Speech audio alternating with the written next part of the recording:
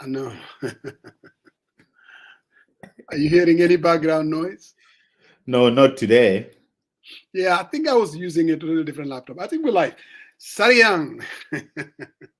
So what's going on, my brother? I see you got the Gambian something. What's there? I see the Gambia. Yeah, Gambia, the smiling coast. That's what it is, man. The Gambian flag, and it's the right flag too. Are you sure it's the right flag? Oh, absolutely. It's the dimension. Look at the dimensions, man. Red, white, blue, white, green. Bro, make sure that the wait till the flag police, he he might be calling in soon and talk about Well, the this flag. is actually, you are asking me about that. So, Musa, please patronize a young Gambian. There's a young man here named Lamin Jame. He's the one who make these T-shirts, man. Oh really? It looks nice though. Yeah, he's Why don't you tell him to head on to Atlanta this July 4th weekend oh, and yeah.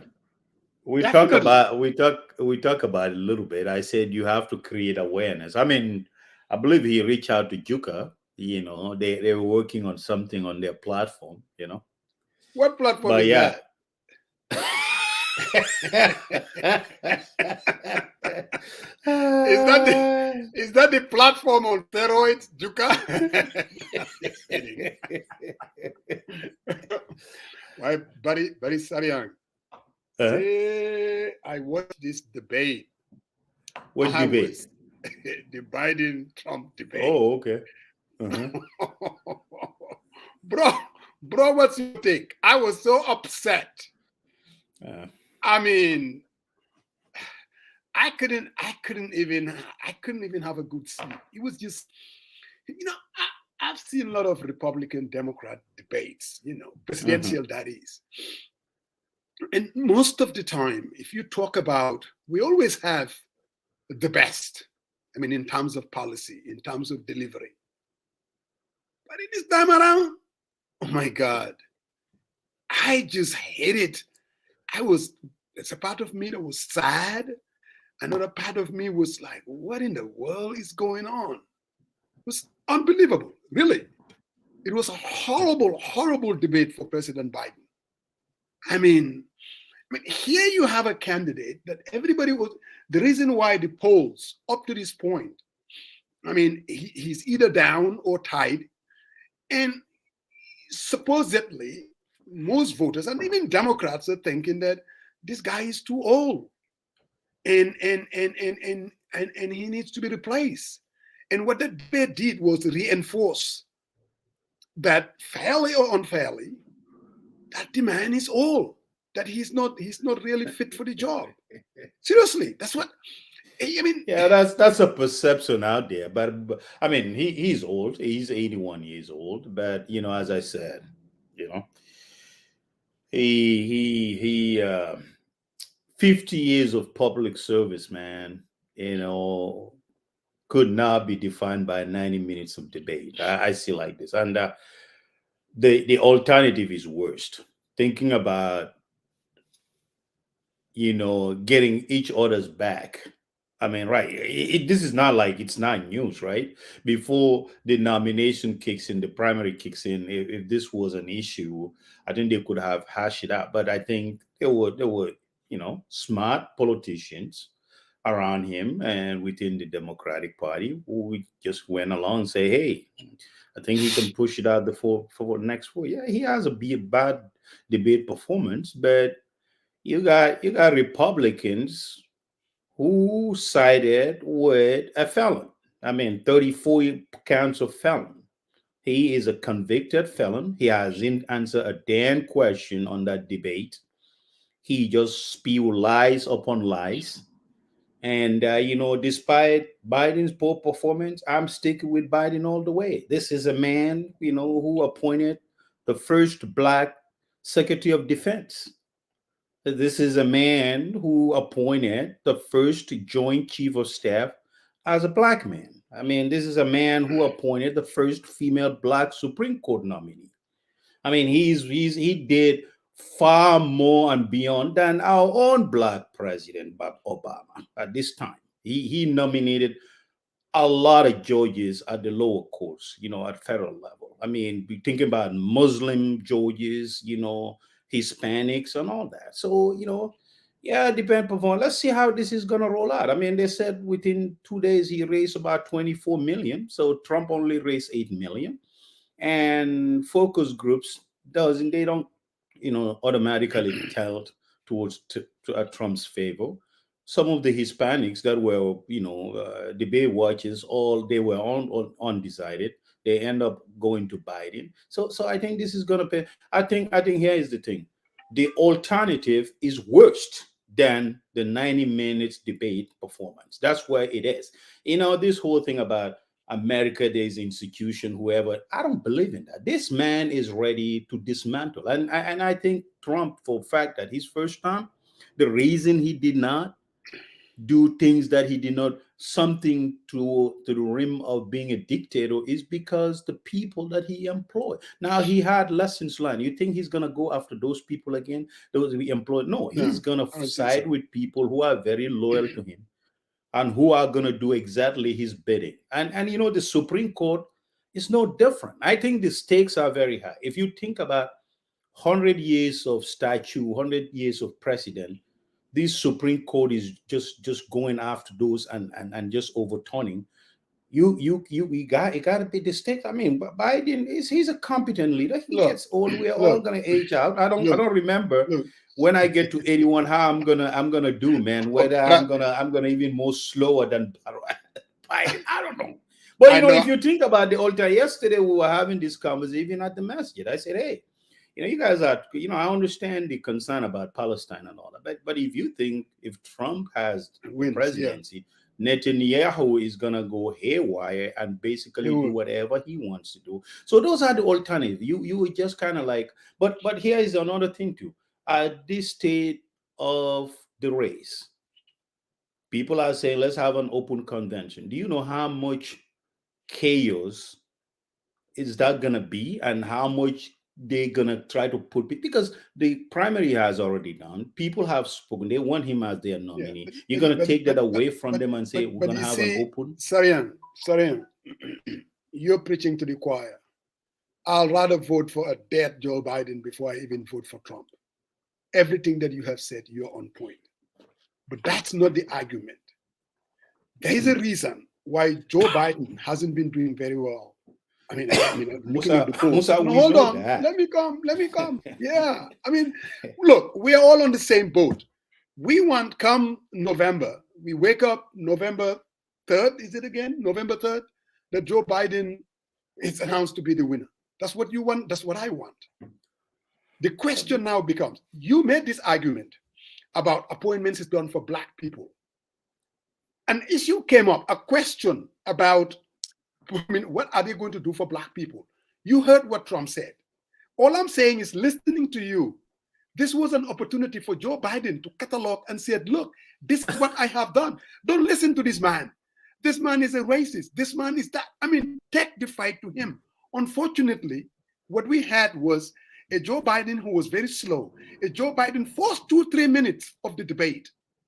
Look, I am Musa, for Biden. Nothing is no, going no, to change I that. get what you're saying, but that Hold on, hold on. the situation has happened already. Let's look beyond. No, Let's no. do a You see, critical you don't. You see, analysis, and where do we go from here?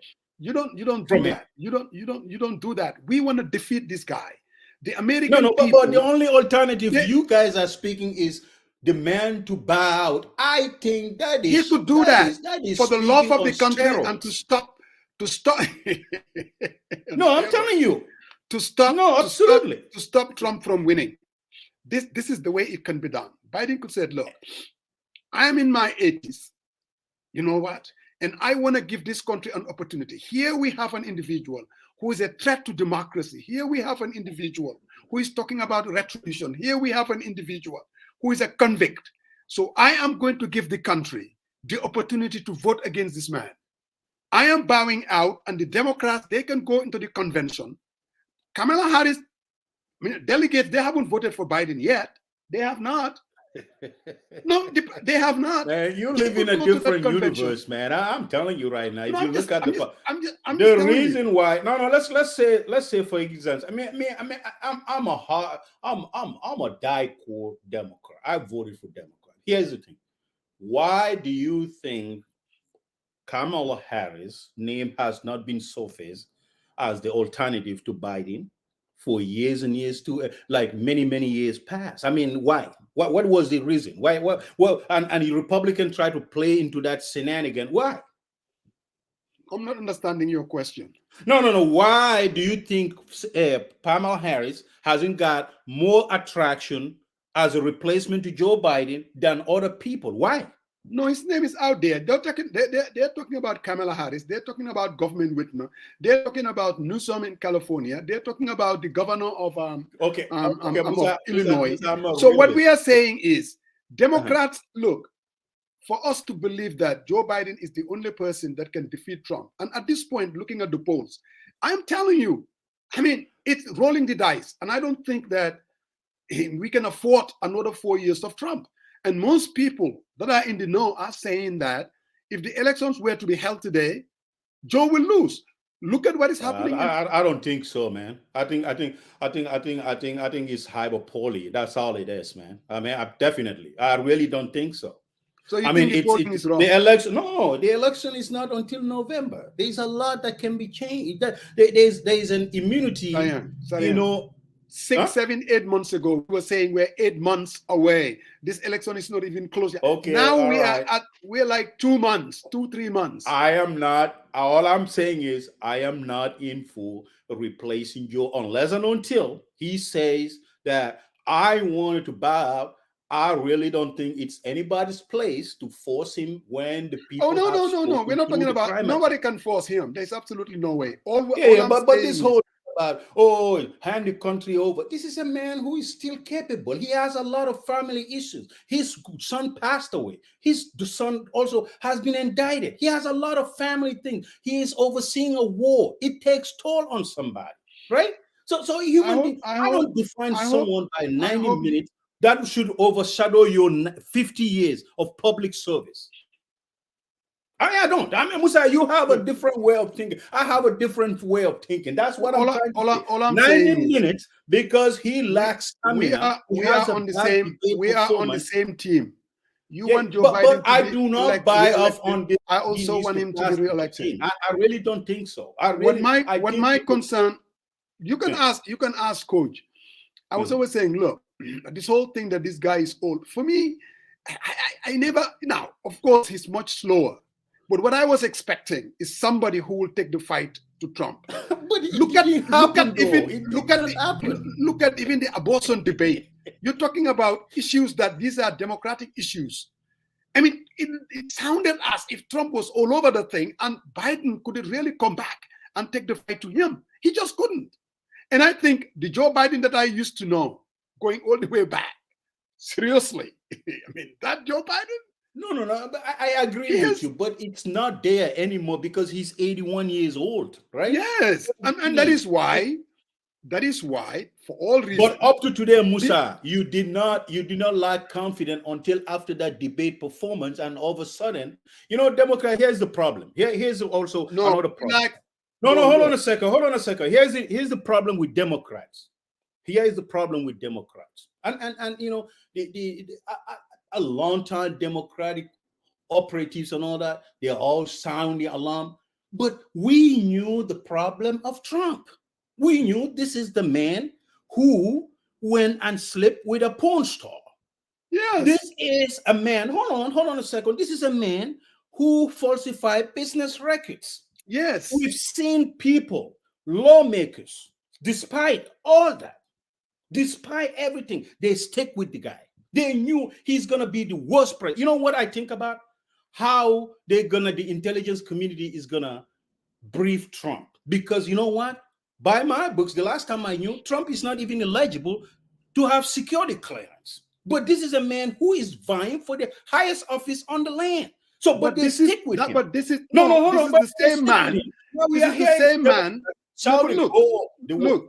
look, but Sharian, unfortunately, this is the same man that at least he's leading in the polls. Americans are saying we prefer him to Biden. Oh, And it's yeah, okay. unfortunate. You know what? We've You know seen what? the polls. It messes. It is since It makes November. me I look. am not going to draw the It line. makes me I think angry. they have another debate coming up. Dude, they have it another makes debate in me, September. Sarian, Biden it went to makes North me, Carolina, hold on. and It his makes me very, performance. it makes me very angry that even Yeah, the American but people, these are things that you don't have the control American over, people, though. but that's what I'm saying. When you don't have control over something, there's a reason why a good chunk of the voters out there, up to this point, are saying they prefer Trump to Biden. I don't understand it. I seriously do not understand it. I mean, this election should not have even close at all. A convicted felon, like you said, somebody who slept with a porn star. I mean, But that the is America that I used to know. the environment. That's the situation we found ourselves in. We need to recalibrate and find a solution. I mean, the surrogates need to get out there and make a pitch to the American voters that, you know what, despite the old man's performance, the man's old performance. I haven't seen this any. Is going to be the heavy lifting at the end of the day is going to rest on the shoulder of the candidate. Biden knows more than anybody else, and I'm not blaming Biden, that at the end of the day, he is the one who is going to reassure the American people to say, look, for the past 4 years, when they were even questioning that I wasn't ready fit for the job, judge me for what I have done for 4 years. This is what I intend to do for the next 4 years. Now, unfortunately, when 52 million Americans were watching, he wasn't able to do that. And that's unfortunate. But that's a fact. I don't disagree. I'm not trying to sugarcoat that. But we need to move away from being like, oh, he needs to drop out. The only thing we see, we don't want to give him chance. The only thing we speak, and you put in particular, is, oh, he needs to drop out. No, Musa, he doesn't need to drop out. There is enough time until November. There is a second debate, and I'm sticking with the nominee. Despite he has a bad performance for 90 days. What makes you think? But I think you know what? His 50 years of public service stands a stark contract against a 34 felon convicted, a liar who hasn't performed anything, who took this country into ditches. Bro, you making the wrong argument to me. I hear you. No, I'm making because it seems like we're not on the same page. And that's what I'm trying to. Because we are on the same page. But what do you think? This is the man who only defeated. We all speak about 2016. Hillary is going to defeat Trump. Trump defeat Hillary. The only person who saved Trump's second term presidency is Joe Biden. He might have a bad day. Musa, we all have bad days. Let's give the man. Well, after being less than 24 hours, he went to North Carolina. He was energized. He was on the stump. Yeah, I saw that. So let's see things to play out a little bit. But you see, what you saw in North Carolina, I can guarantee you, if Biden had done the same thing against someone, believe me, we wouldn't even here be talking. I think but he did not do it overnight. But he did not do it. So we need to move away. Let's go and fix the issue. We knew the issue. Now, what went wrong? Do a deep dive and find out what we can do. What do you think? What do you think went wrong? What? Honestly, he's cold. They said he has cold. That's what they said. That's what these guys are saying. Oh, I think you see, we all age differently, and I think Biden is much slower, no doubt about that. Biden, like you said, for 50 years, this is the guy who used to sit at the what was this committee? Judiciary Committee. He was in charge of that. The man is smart. Nobody would question that. He's an honest man. Nobody questions that. But now there is a perception, call it whatever you want to call it, that most Americans believe that he's too old and that he will not be able to, that he needs to step aside. A good number of even Democrats are thinking that. The reason why Trump is leading in the polls is because of age. No, say some Democrats. Don't say, no, you got to say some Democrats. I want Biden to win by a landslide, and I do not. And well, he's not. That's not going to happen. It's going to be a close election. Yeah, that's what scares me. It's going to be a close election, huh? Have you seen the battleground states poll, latest polls? No, not seen it. There is not much swing that I need to be concerned about. And bro, when you talk about Pennsylvania, Michigan, and Wisconsin, anyone goes, Biden is toast. I mean, you go to places like Virginia. I mean, right now, Trump is Okay, competitive. It's let's talk scary. about Virginia for a second. Let's talk about Virginia for a second. I'm just talking Virginia. about the polls. No, no, I'm no. not Well, if you talk about the polls, don't just look at the polls. You have to analyze the makeup of that particular state as well. This is the state that is the number one beneficiary of government jobs. All these intelligent, all the outfit, DOD, all that stuff is right there. That's who they are. Their medium income is about $66,000, right? So they're well off. Those people don't go vote for a knucklehead who's going to ship their jobs overseas. Matar said that I'm stuck on the same propaganda that Republicans are peddling. No. Here's the thing. The man, you know what? Even the Speaker of the House went to the court, tried to lie and say, "Oh, I know. this is the Justice They- Department propaganda," no, and all that nonsense. And now I here know. is it, and a person who did impeccable. I agree. I mean, great service to his nation. I know. Hold on. I'm trying to rebut. I'm trying to kind of bring I agree. some sense. I agree with you. Some sense to on some all that. Democrats who are just like, "Oh no, he needs to get out. He needs to get out. He needs to get out." Who do we know? So you think they're doing that because they don't like Biden? You think they're doing No, that? I because did they're not against say Biden that, but policy? I Do think you it's saying that? premature. Why do I you think it's think they're saying premature. that? No, but why do you think people are kind of having cold feet? Because they're panic because of that event. Yeah, exactly. Okay, so that event doesn't define Musa. That's what I'm trying to. People need to reflect a little bit more and give him opportunity within a month or so to see how he's gonna fare. That's what I'm trying to say. That's what I'm not gonna sit here and keep punching. Oh, he's the worst. Our allies are concerned. Oh, blah blah blah. Well, I mean, he has good advisors around him. He's not stupid. He's not unethical. He knows a between the right and wrong. I mean, it's better than a 78-old man. Hold on, So he's a 78-year-old man who said he's a very successful businessman who has filed bankruptcies upon bankruptcies, who is a racist, a misogynist, rapist. He's all that. So I mean, the alternative is a horrible. He's a horrible human being. Musa, here's the bottom line. I'd rather baby my 81-year-old. He's slow on the debate, but I'm going to give him chance till September. Because Joe, I got you, Joe. I got Joe's back. I got his back as well, my friend. Yeah, but just quit saying he needs to drop out. No. What I'm saying is we need to find, I mean, if it looks like, seriously, most Americans are going to go to the polls and say, we don't think Joe has what it takes to lead this country. Maybe we have to look at the alternative. There are good potential presidential candidates that are out there. Kamala Harris is one of them. I mean, like I said, I mean, you have the governor from California is another one. Illinois, that's another name that they're floating around. Pennsylvania, another name that they're floating around. Most of these Democrats are saying that because they want to make sure that Trump doesn't even have a chance.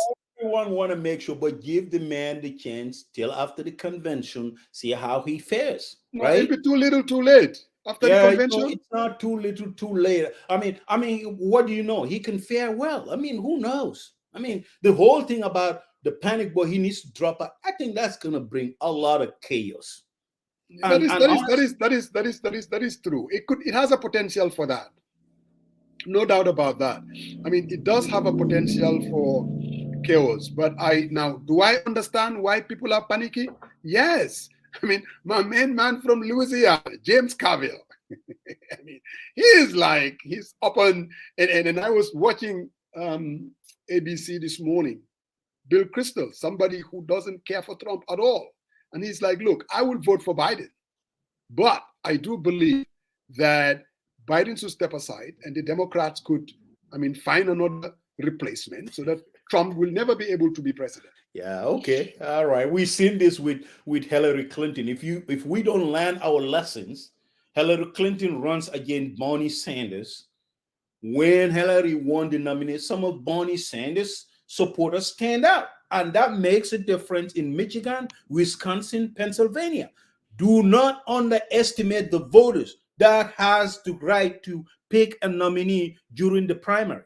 Okay? Unless and until Joe Biden comes in and say, I am not running. I'm gonna, it's an open convention. Nope. I am sticking with the 81-year-old man. I am. Now, Because I think he has a big heart my main man and here, he will take this country on a different direction. I agree with you. Man, you don't need Yes. to convince me. You're preaching to the choir. And to my man here, Tita Thars Cham, I think you're wrong on that. Believe me. If you think that you prefer Trump because the Senator doesn't ignite support, you're talking about the Palestinian war. Go Where is back he at? to, Is he in Canada? Does he live go in Canada? go back to during his tenure. This is the same guy. Not a single They don't know American him. president would even move. We're talking about moving the capital from Tel Aviv to Jerusalem. They wouldn't even touch it. It didn't take him 2 minutes to do it.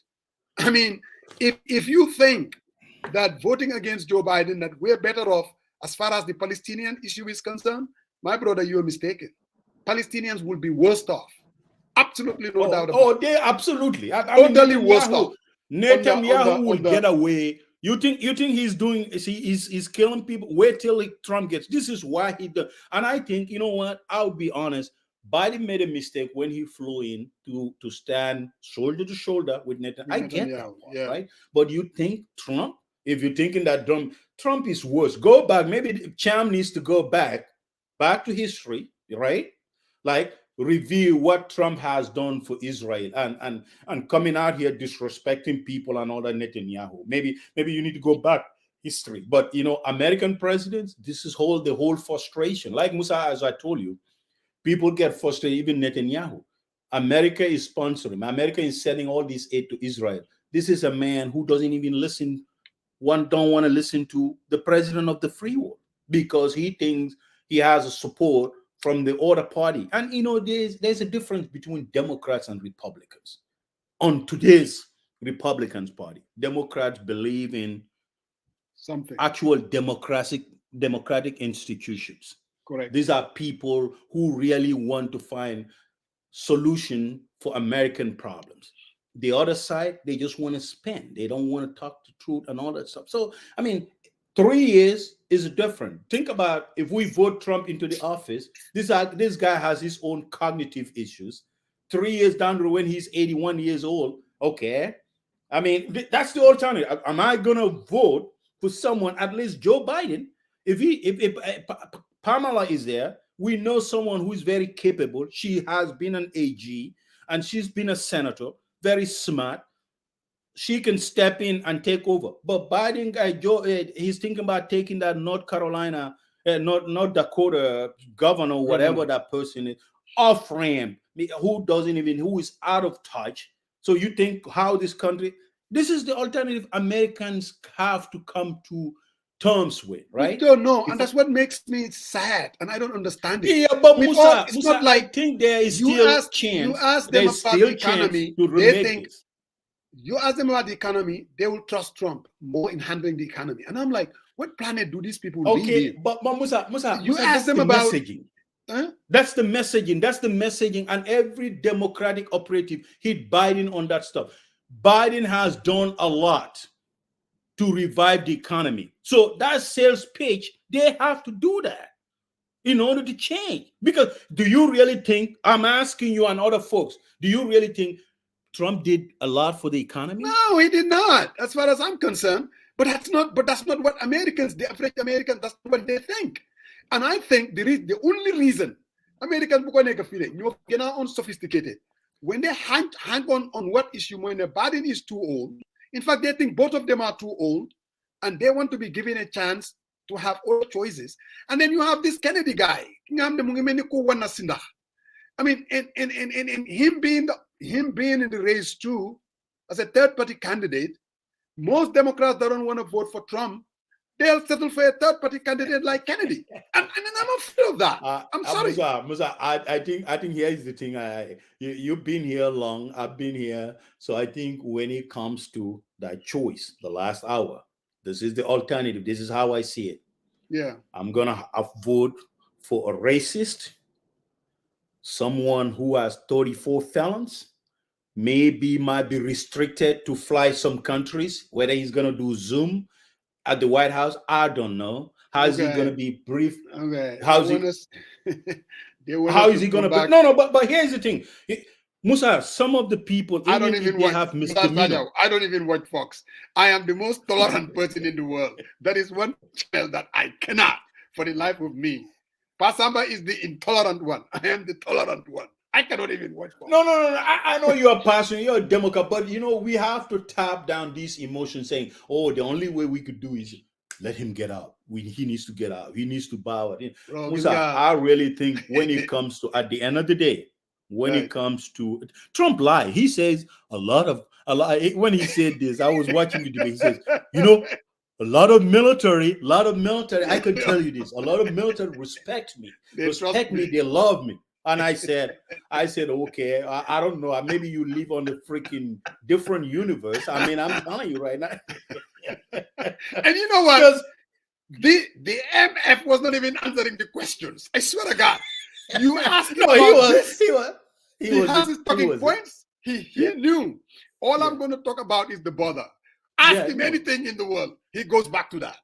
And He I did not wish, even care. here's the thing, I wish when he says there are millions of people pouring through our border. They are taking black jobs. And I wish, the old man could have stamina and he Exactly. could be energized and say, hey, can you tell, since we have about 49 American or 52 million Million people American watching. viewers right Yes. now, can you tell us what a black job is? Is. Exactly. You know? But But you that see, didn't Sarian, happen. that's what I'm saying. If you have somebody like Yeah, Pete but that Buttigieg, didn't happen. that guy, oh my God, they will crucify him. All we needed is somebody who could go after this guy. And unfortunately, Biden couldn't do it.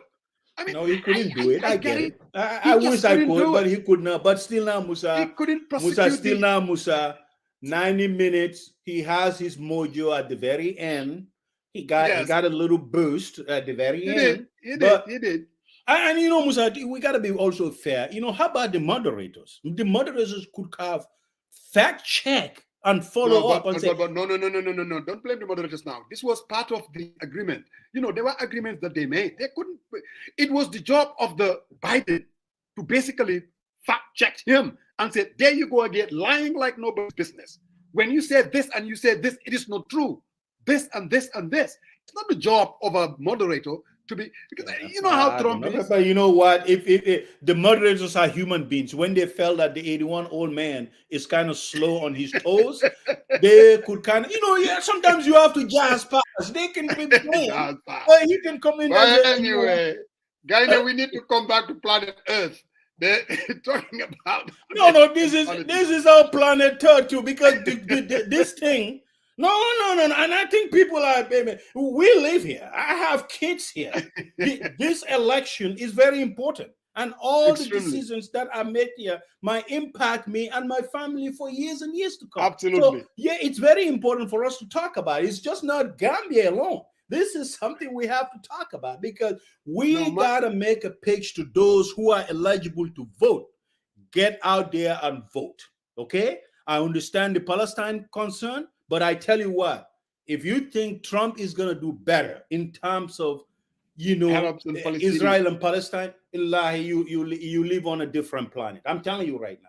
You live on a different planet. Maybe you need to talk to my main man, Pap Samba, because he's thinking that he's going to vote for a third-party candidate. He's going to take for Well, Cornel that's West. I mean, the guy doesn't support Biden. I mean, these are the Maryland. Whether But you coach, see, no, but no, but these whether are the coach guys. vote in Maryland or not, whether he vote for third party or not, Maryland is solid blue, so his vote would not make But it. these are the kind of people that could tilt it to Trump.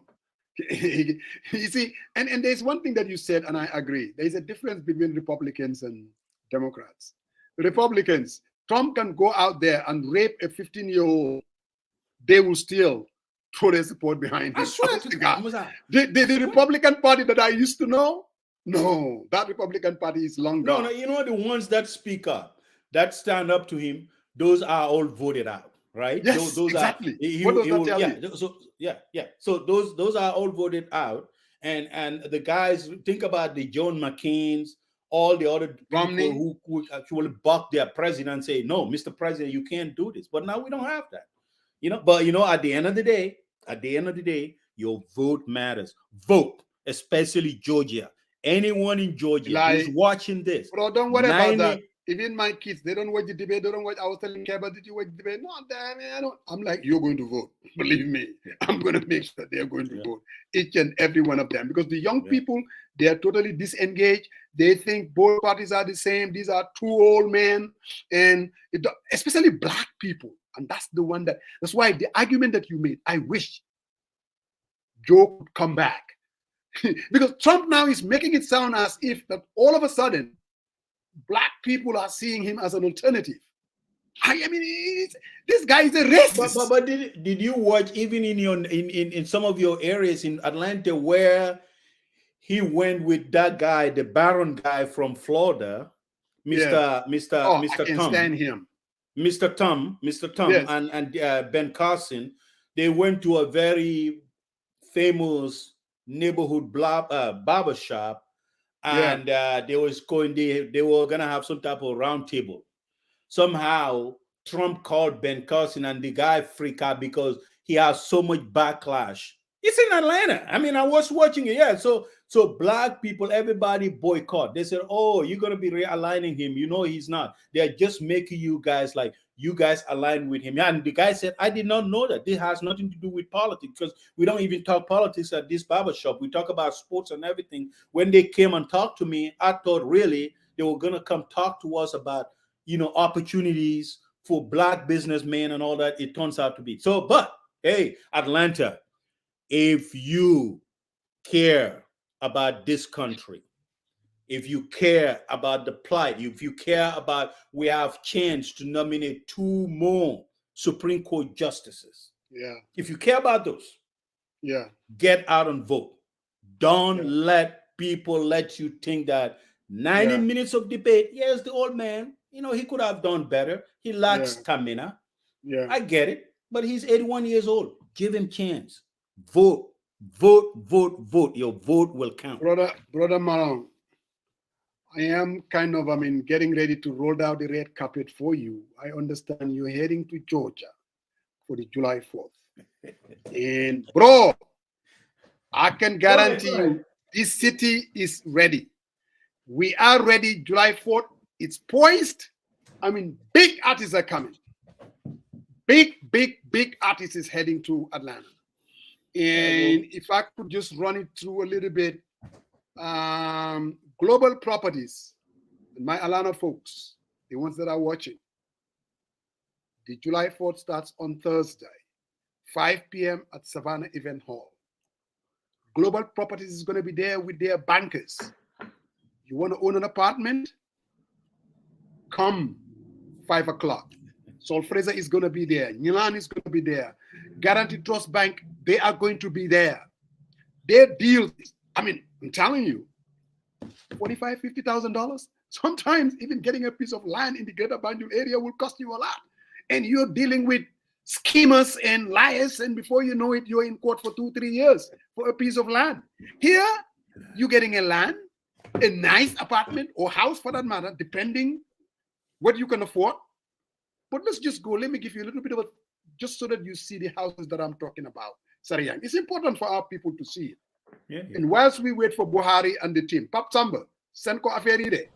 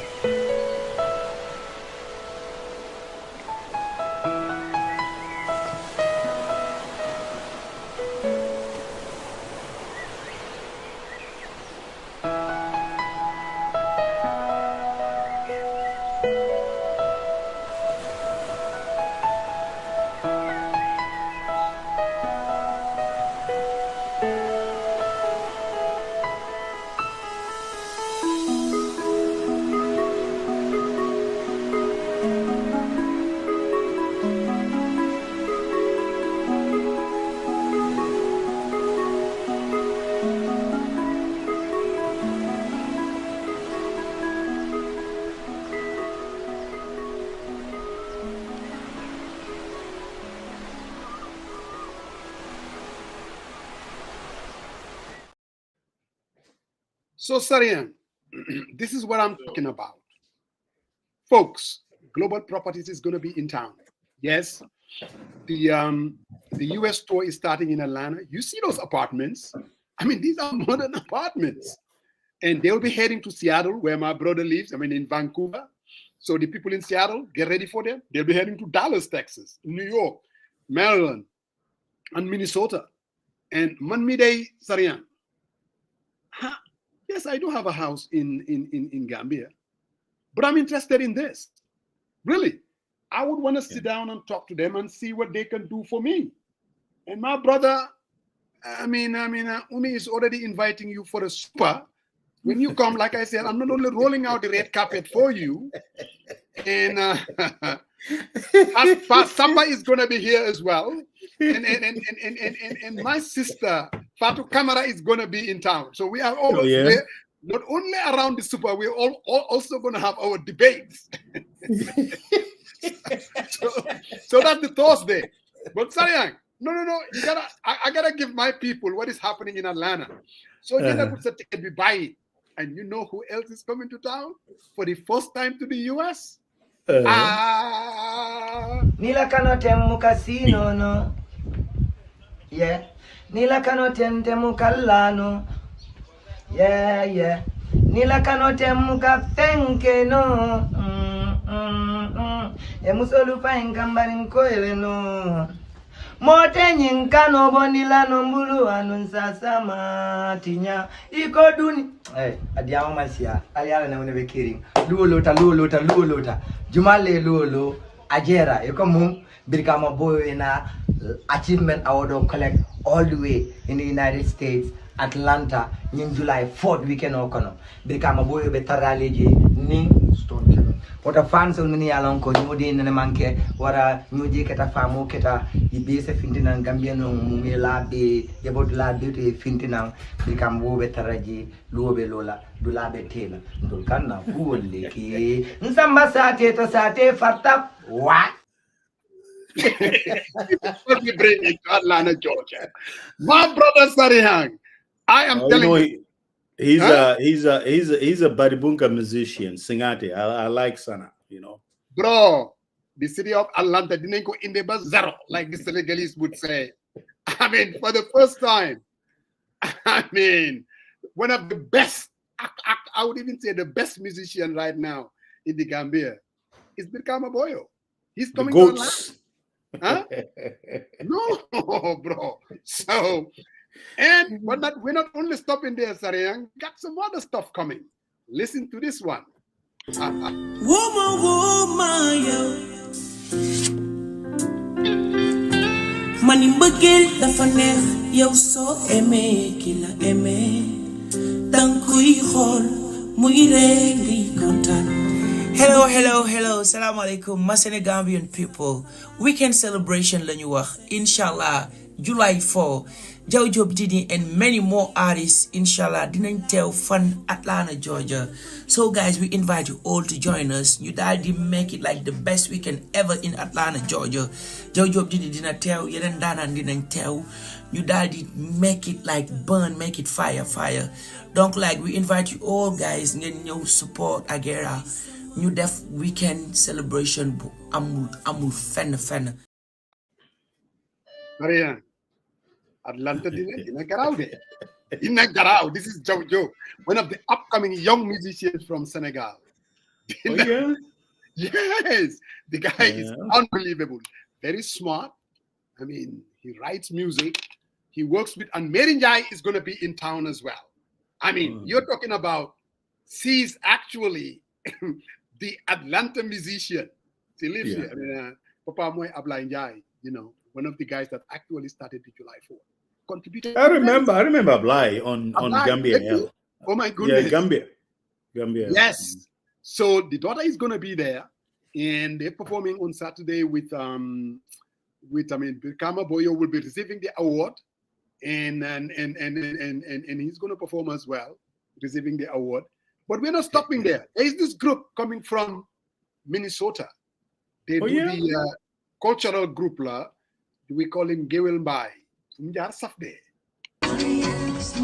Wame, Atlanta Jojo mbaa yëg ngeen ne pare na July 4 bi du yomb inshallah rabbi maa ngi ñëw man géwal ànd ak sama gaay waa Ajara nag ñoo woote te yàgg na ñoo woote waaye woote bii dina wuuteeg woote yi lool ndax bii géwal mbaa ngi ci biir damay ñëw ak orchestre bi sabari tama yi guitare yi bongo yi jeudi nañ koy tàmbali ba dimanche bu ko kenn rate ndaanaan yu mag yaa ngi ci biir gis naa affiche bi maa nga ca biir Jaw sama frère Diop mu nga ca biir Fatar Kalla macha allah ak yeneen ni surprise ne surtout rate pas teel leen a préparé bis bi ñu ñëw rukk Atlanta ba mu nooy népp orchestre la indi ànd ak samay frère Mairie Ndiaye nga ca biir ak ñeneen ak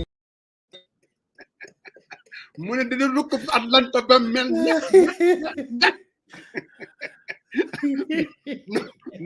no Sariang bidu yomba de bidu yomba and I see my sister is already zooming in ko nana suma sister ex Atlanta parce que Atlanta dañ ko yóbbu ba zéro Adu Rahman Koga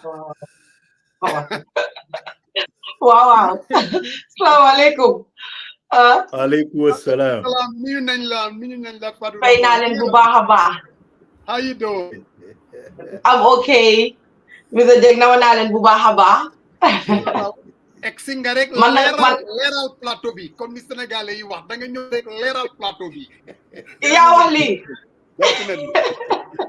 yaa wax lii jërëjëf waay jërëjëf te waroon naa nekk Amérique nag xam naa ne ñoom waa Amérique yi mere nañ ma because I was supposed to be there during the July 4th but unfortunately mënuma koo make because dama am prior living engagement yu ma amoon balaa ma ko gars yi doon wax waaye yàlla baax na next time. It would have been nice nag wax dëgg yàlla. It would have been nice. dinaa ñëw gëj nañoo gisee torop man ak yow.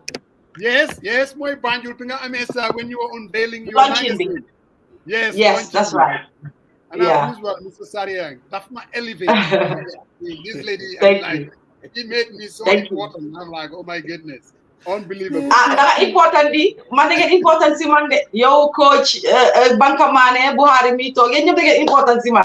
Absolutely. Yéen suma saani tàccu yi. I'm talking about Buhari, the man. Buhari moom waa Atlanta la nag moom. These are the veterans. Waa Atlanta la de. Xaaral ma nuyoo sa njëkka.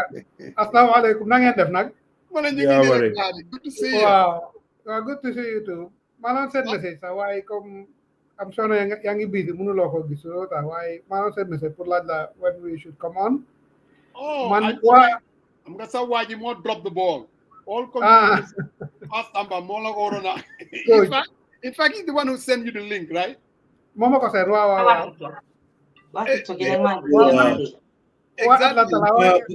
Brother Buhari, welcome Fatu.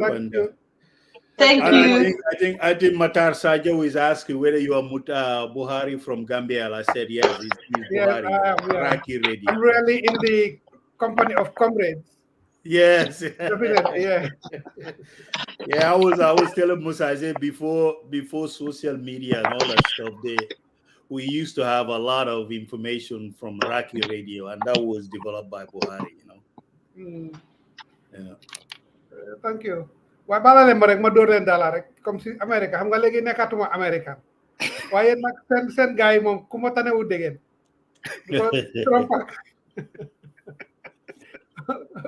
Trump Biden bilaay ku ma tanewu dégeen yéen daal moom xanaa ñu indi leen suñu waaja rek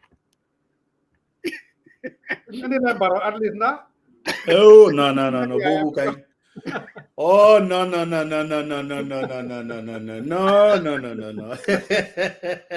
kuma tanewu dégeen daal seen gars yi waaye xam nga boobu nag mooy argument bi that can put us in trouble because soo ne kuma tanewu dégeen or 6 and 9 lañ the chances are this is what helps Trump. Wow, I know. The moment you make that argument, most people are saying, voting for Biden is like voting for Trump. You know how that goes. No, I just had to do that. Fuck my tongue, right? I'm going to let you go. American, so exactly. Yeah. So Buhari, we've been watching you this new thing that you guys have, talking to diasporans. I mean, people are watching. What is this show all about? This new phenomena that Fadu Rahman is behind me, right there. I mean, what is this thing about? Aja Fatmata. Si man la nekk ok dégguma ko sax waa ngee jégalu. Diaspora. Li ñoo wax rek mooy programme bi. Waaw man nuyu. Yes, exactly. What is it about? maa ngi nuyu ñëpp di leen jox seen wàccuwaay di nuyu waa Atlanta. I have a huge fan base there. Ba pare dama am a good support system in America, to be honest with you. Most of the things lu ma dee def waa America dañ ci dee def seen doole ak seen loxo ak seen xalaat lu bëree bëri wax dëgg neex yàlla di leen gërëm di leen sant bu baax a baax di wax jërëjëf si dalal bi ngeen ñu dalal fii si plateforme bi. Going straight to the point, diaspora profile comme yow ni nga ko xamee rek dañoo profile rek ñi nga xam ne ñëpp ci diaspora bi waaye nag nit ñi di ma laaj tamit ne soo leen waxee diaspora profile ndax ñi dëkk Gambia xëj nañ of course man maa ngi dëkk fii ni Sweden so damaa gisee ñi nekk Gambia as diasporans so diaspora profile egg na ba Gambia xëj na si so diaspora profile si gàttal ñu bëri dañ foog ne dañ war a dem ci ñu nga xam ne borom ndomba tànk lañ war a hype nit ñi.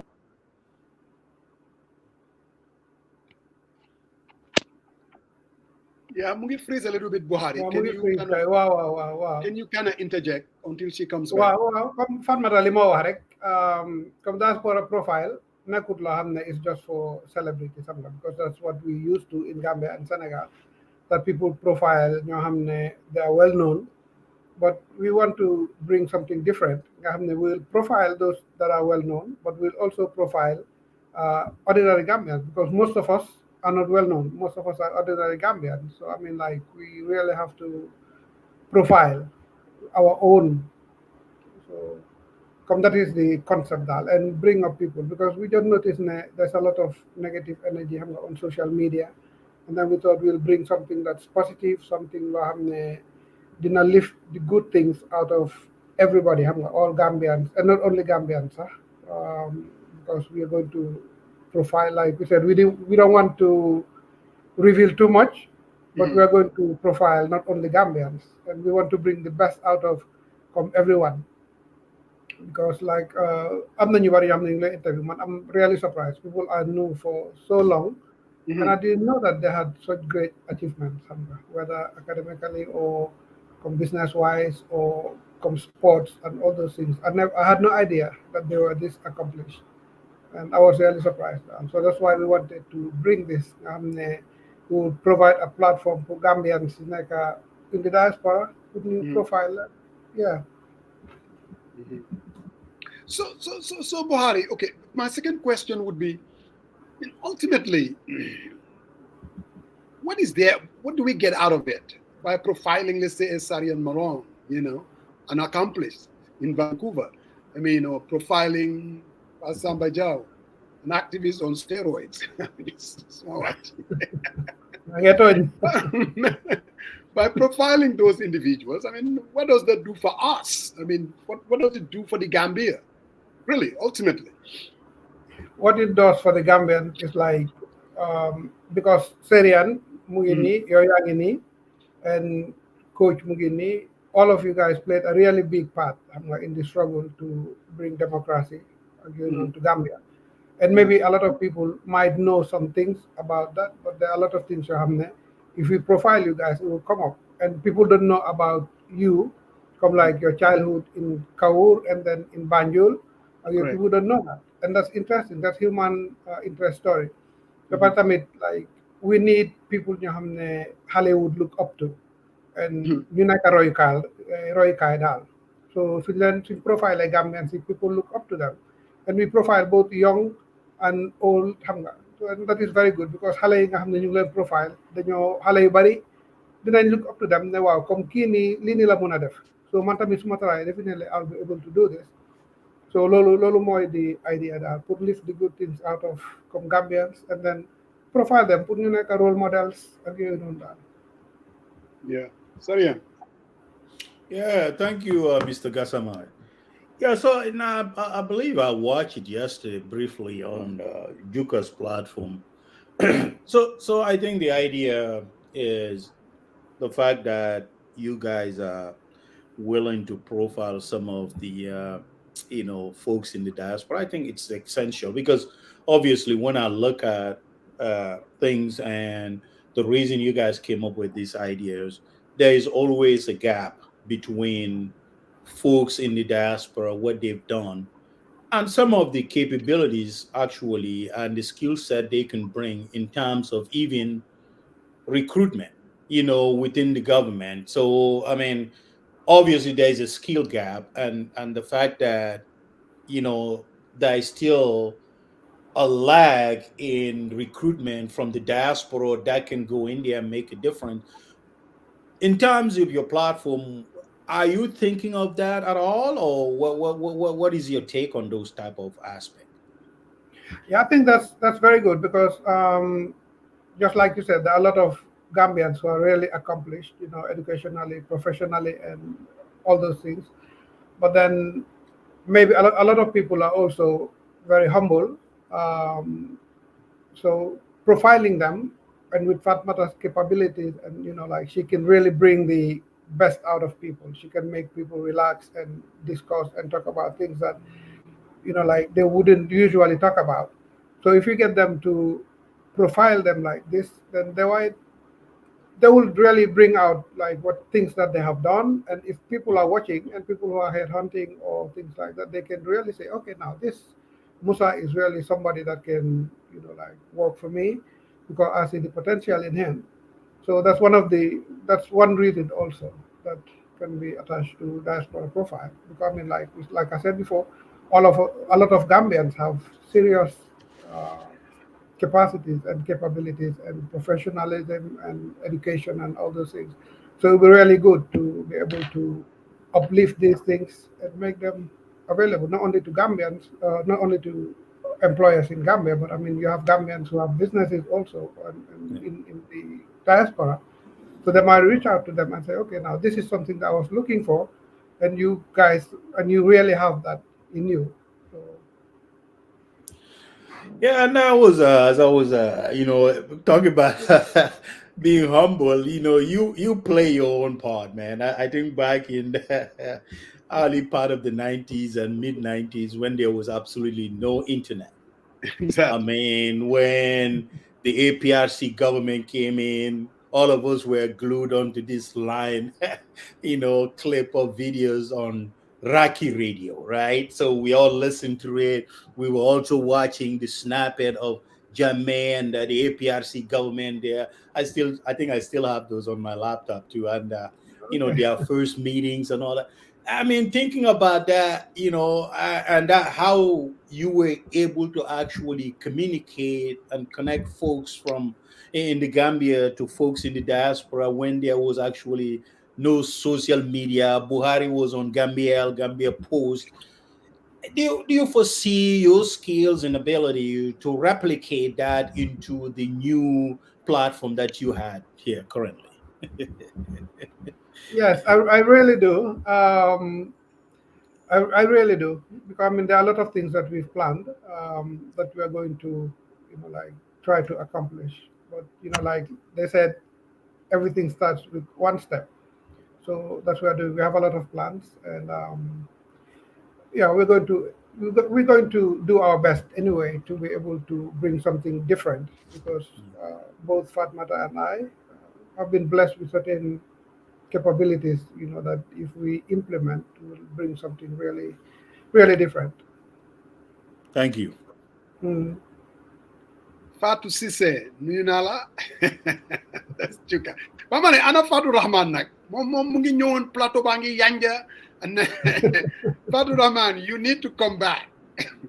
So Buhari, Adam Sone, you guys are out there, you live in Sweden and working with Fatou Rahman, you guys are going to, my question though mooy ne yéen naka ngeen dee déterminer ne kii lañ bugg a profile tey, what's the criteria, how do you guys go through that ne well tey day Sariyang lañ bugg a profile, ëllëg day kële lañ bugg a profile, are you guys just going to profile people that are supposedly in the media well known, or are you going to profile ñi nga xam ne comme my friend here Mata Sajaw is suggesting what we would call the labor workers that brings a lot to the table. How do you guys go about deciding can get a profile? Wow, that's very important because especially li Matar laajte maa ngi ko nuyuwaale moom itamit suñ comrade la woon si struggle maa ngi ko nuyu bu baax sax and maa ngi ko follow guru Matar on Facebook, so nuyu naa ko bu baax a baax. Comme li ma wax si beginning bi rek ne diaspora profile is something loo xam ne we feel ne every Gambian diaspora deserves to be profiled, and we don't just look at people ñoo xam ne they're accomplished in like some aspects of life. We look at everybody.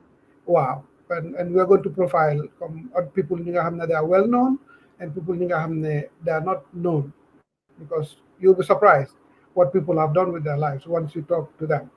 But when they profile, I'm not people know suggest profile understand why I'm not talk okay, come like we started in Stockholm. Who are the people in Stockholm? Come like they have played a part in the community, for example, and people they are accomplished in their educational and professional arenas. Well, we look at all those things, and then we come up with a list, and then we said, okay, who do we profile first? Who do we profile second? And we have really filmed. We filmed a lot, and then we decide who do we air first and next after Kokuno can air. But those are the things we look at them. We decide on certain criteria, and then we get recommendations from people. You book up new profiles of people. Oh, Fatu Rahman is here. No, okay. Wow. maa ngi bëggoon a lii de am na ne suñ plateforme baa ngi jekka taaru nga jékkee rek disappear maa ko odu pasamba maa du yéen Sweden yéen tamit seen internet bi moom mooy loolu. Oh no ñun Scandinavia fii moom fii technological society la daf ma jaasa suma whole kër bi suma kër yëpp a dem daaw. Oh okay. Oh yëpp dem daaw. Yeah, but it's good to have you back. You have a freeze out a little bit. Yéen maa dégg. Waa ñu ngi laa dégg fi mu nekk. ñu ngi laa dégg fi mu nekk. non lii de boobu tey. ma ne ma wax ko waaw tey de moom bii moom cat la soo déggee cat. Fatu Rahman bii moom cat la you kind of going in and out. ma ne ko you going in and out. cat bu mag a mag la sax waaye nag maa dégg léegi.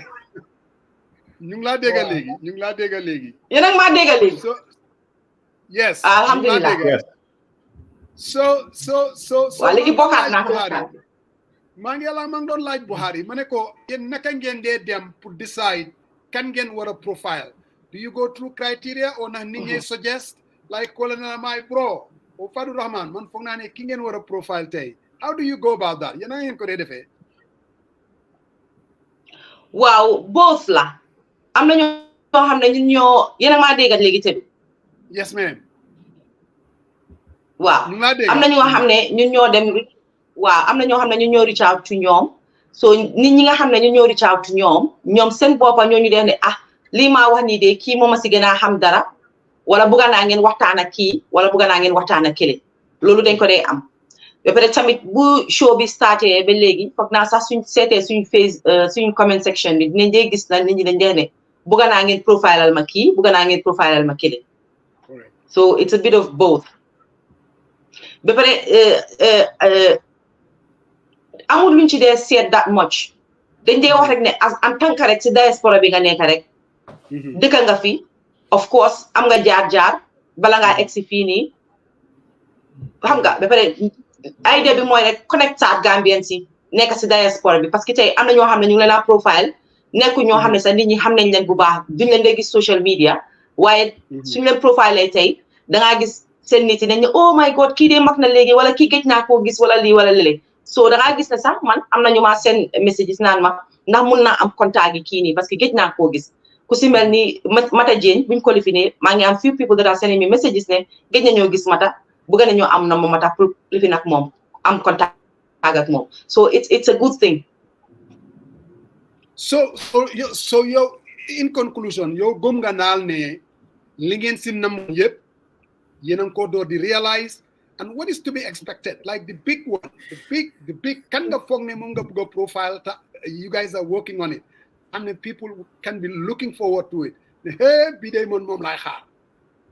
waaw boobu duma la ko wax duñ ko wax kenn su jotee rek yomba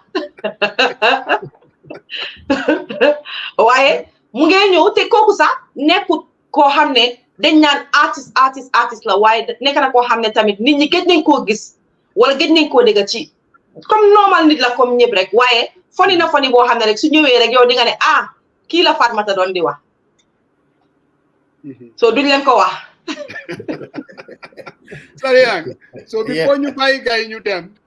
I mean, no, man. One request, I have one request. Since they say people need to reach out, and so Mandal, I'm reaching out to you both to profile our boss Musa Jeng. Okay, please. Well, mu ngi ci pipeline bi sax parce que turam ñu ko fa binda mu ngi fa already. nga am pas samba ak ñoo xam ne day heavy lifters. man loolu daf ma itteel lu ma neex la pour ma ñëw toog jàkkaarloo Musa Jeng face à face. Please do that for us, Fatoumatta. Wow. Please do that for us. Okay? Why not folen jaar exinak to the US tamit nak because am na ñu ma wax ne ñi daal ñu ngi profile gars yi Europe yi dañoo dem toog ak ñoom ambiance bi ñun we kind of so kañ ngeen a exi to the US. su neexee yàlla moom dinañ exi moom because comme li nekk si pipeline bi bari na trop. Correct. Because emut dañ na diaspora and diaspora like mu ngi mean the whole globe. So am na Gambia nang fa nekk daal su amee possibility will definitely profile that. Absolutely. To be very honest with you, this is something very interesting, especially over the years, going all the way back 20 years when we were fighting Jammeh. The goal has always been to build this link, this nexus between Gambians in the diaspora and Gambians at home. Ken Rere would mirror the role that the diaspora has played to bring this change. Mun nañu wax lu leen neex fi ba géej fer to borrow from why pass somebody, but it wouldn't change the reality. Diaspora played a huge role, and I cannot see creating a socio-economic development in the Gambia.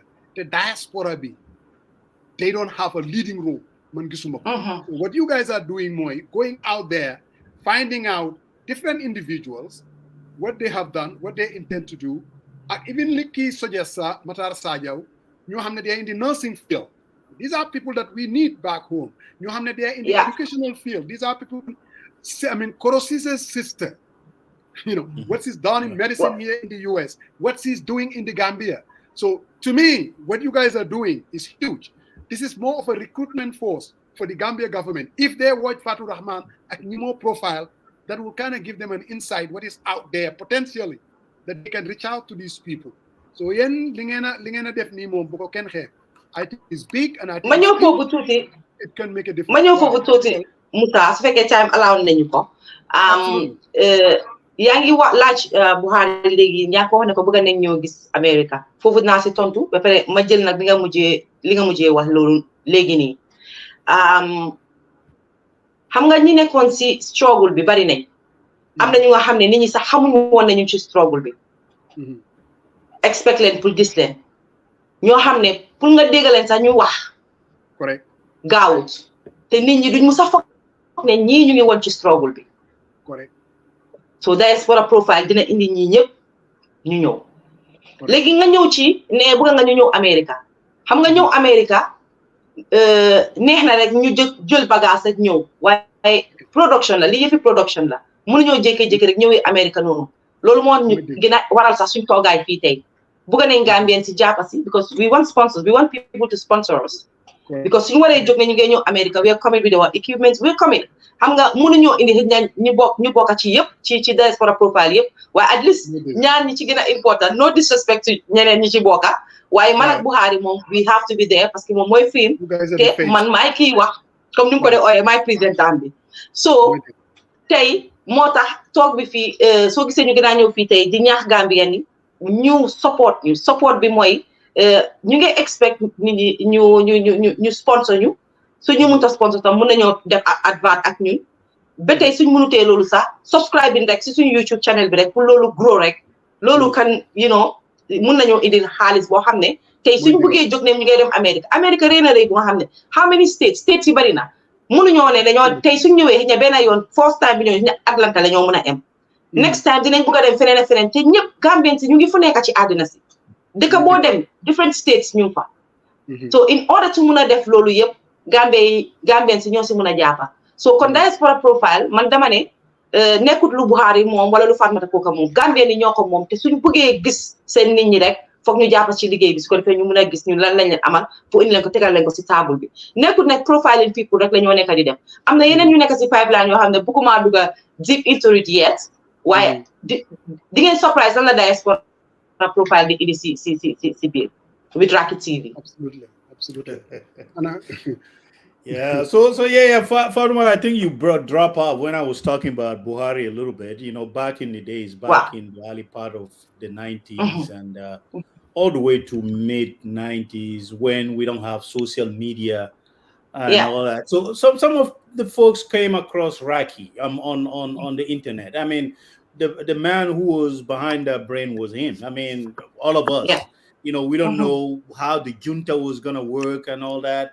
And we first saw that on the screen or on the computer due to his work, and you were able to watch it on the internet and everything. So I think it's very, very commendable, and I hope folks take you guys on. And I'm glad that you guys also mentioned that you do advertisements and stuff, and I think that would be great to support, because there's always this gap between the diaspora and the folks back home. That's what we were talking. And I think to close that gap, to showcase folks who are here, and even the social aspect. I mean, these nurses in Seattle, there's two young folks out there, Ibu Cham and some Ibu Sao, I believe. These works in the medical field. They were able to put a lot of equipment together, and they're looking for funding to ship those back to Gambia. And I think those are issues that we actually need to put into the spotlight. That way the government can somehow reach out and work with them hand in hand. So keep it up and wish you guys the best of luck, Thank you. Yeah. So small boss Binat, Musa is the boss. If you're looking for sponsorship, make sure that Savannah Hall is the place to be. So reach out to him. You might be able to do some advertisement on his behalf. No, actually, Buhari did reach out. Buhari has already, he reached out, and for us to kind of give him suggestions. But you know how it is. It's difficult. There are Gambian businesses, no doubt about that. And but I understand what you guys are going through. For these things, for one to do it, it's going to cost money. Production, it doesn't come cheap, and also the logistics of it. Atlanta or Maryland or Seattle. Why so then Atlanta again? Baby, feel a right between. So just a second thought. But one thing though, this could have been an opportunity. Let's say send program be that's diaspora profiling be. Then know Atlanta. And then profile maybe different individuals. I'm not saying at the same time, just for the logistic, because to profile one individual after another in the US, maybe that might be a logistical challenge. But like a big program that is happening in Seattle, for instance, you go and profile Gambians living in Seattle. They can have a sample of different individuals. You go to Dallas, for instance. Profile Gambians living in Dallas. Maybe Bobo logistically would kind of make sense. Working with Gambia Texas Association, they will help where they maybe talk about how funds can be raised for Fatou Rahman to zoom into Dallas. Hamga, ñom claim for nakala tudati Mrs. Singate. Wow. Suma sister. Yes, a sister. Then all those ladies and then profile them as let's say Gambian Texas women in Dallas. Same thing here in Atlanta as well. Or Maryland. Ñun dal Musa. Ñun Musa. waaw jëlee leen nañ ñu jëlee fii Sweden rek yóbbu ñu bi benn state in America rek ñun ni ñoo doxalee foofu affaire si daal duñ la ko wax waaye di nga gis ne daal profile leen gars yi fa nekk mun naa ñàkk a nekk event because gis nga suñ ko dee def nii Moussa duñ ko dee def sax event happen nii dañ ko dee dafa am lu ñu dee arrangé suñ boppa def suñ connection suñ call suñ nit ñi yaa ngi fa suñ la callee obviously yow dañuy toppatool yéena yi su ko defee ñun dañoo ñëw rek nit ñi we give them and this is teaching Gambians actually timekeeping to tell you the truth because biñ started Stockholm dañ dee jox nit ñi slot time lañ leen dee jox so yow if you come half an hour late there is no way man maa am patient ne okay xaaral nii non because yow suñ la bëggee jël léegi ñu ngee delay kii ñëw on time so when we give you 2 o'clock you have to come 2 o'clock we can give you up to 15 minutes late but later than that we can't because yow da ngaa delay keneen ki so it's either nga xaar ba ñëpp jeex wala nga completely cancel sa lii bi so yeah so ñun su ñëwee America aca ñëwaat su fekkee ne dama dem raxas si bool ba wàcc dugg ci train bi léegi nga war may mun a baalal nag waaye soo def 15 minutes déedéet kaay ma wax la xam nga ñun ñu ngi dem ak ñun balaa ñoo jógee Sweden dinañ la ko ne la Moussa we're coming to America and we want to profile you nga ne okay yes ban bés waaye ñu ne la ñun date si la ñoo ñëw si date ñoo ñëw nii ban bés nga si available soo ñu waxee bés bi jox ñu time we will expect you to be there on that day and that time given because yow yaa war a live in sa schedule xam nga Gambien bi itam baax na ñu tig leen ko parce que war na ñëw stick to loolu da ngay gis nit noo ko ne 1 o'clock moom mu ñëw 3 o'clock feeling ne dafa war a be very comfortable because it's Buhari and Fatmata and it doesn't work like that. So Buhari, closing remarks. Man daal gis naa ne gars yi daal Matar nañ ñu employ la daal yow as the strategist. ba pare gaa ngi wax ne daal no you are loaded daal so loolu la gars yi di bi ñu ne you are loaded so yow suñ amee sponsorship from you rek then that's it we don't need anyone else so I don't know but yaa ngi gis ñun ni ñoo struggle fii nii I mean my main man there's a reason why we brought my brother here wow from Vancouver. I mean, most of the time, he is the financial muscle behind the program that we have. Thank you. Either way, though, we miss you guys. I'm not been ku bindoon di laajte ndax is this something loo xam ne is a comme like the ultimate aim of this program where dafa nekk a LinkedIn type of thing ak yooyu noonu but then just to answer loolu noonu I want to know it can be and it can also be like profile nit ki rek wane nit ñi daal what they have done what they have achieved xam nga so but then it can also be a platform boo xam ne people ñi nga xam ne they need ñi bugg a employé noonu they can look into and seet yan qualifications ñi nga xam ne ñoom lañ indi yan lañ am and then just go on from there. Just wow. And you have the last. Okay, go ahead. Sorry. I really want to thank all of you guys. It's really nice seeing you. And ñoom Matar Sadio ñun yëpp maa ñu ngi gërëm comme ñu jàppale yëpp especially ñoom Sister Tukulóor ñoom Juka ñoom Nene ñoom Aja Fatmata dimbale ma ñu liste pare ñi nekk gis nga without man du dem without moom du ma dem gis nga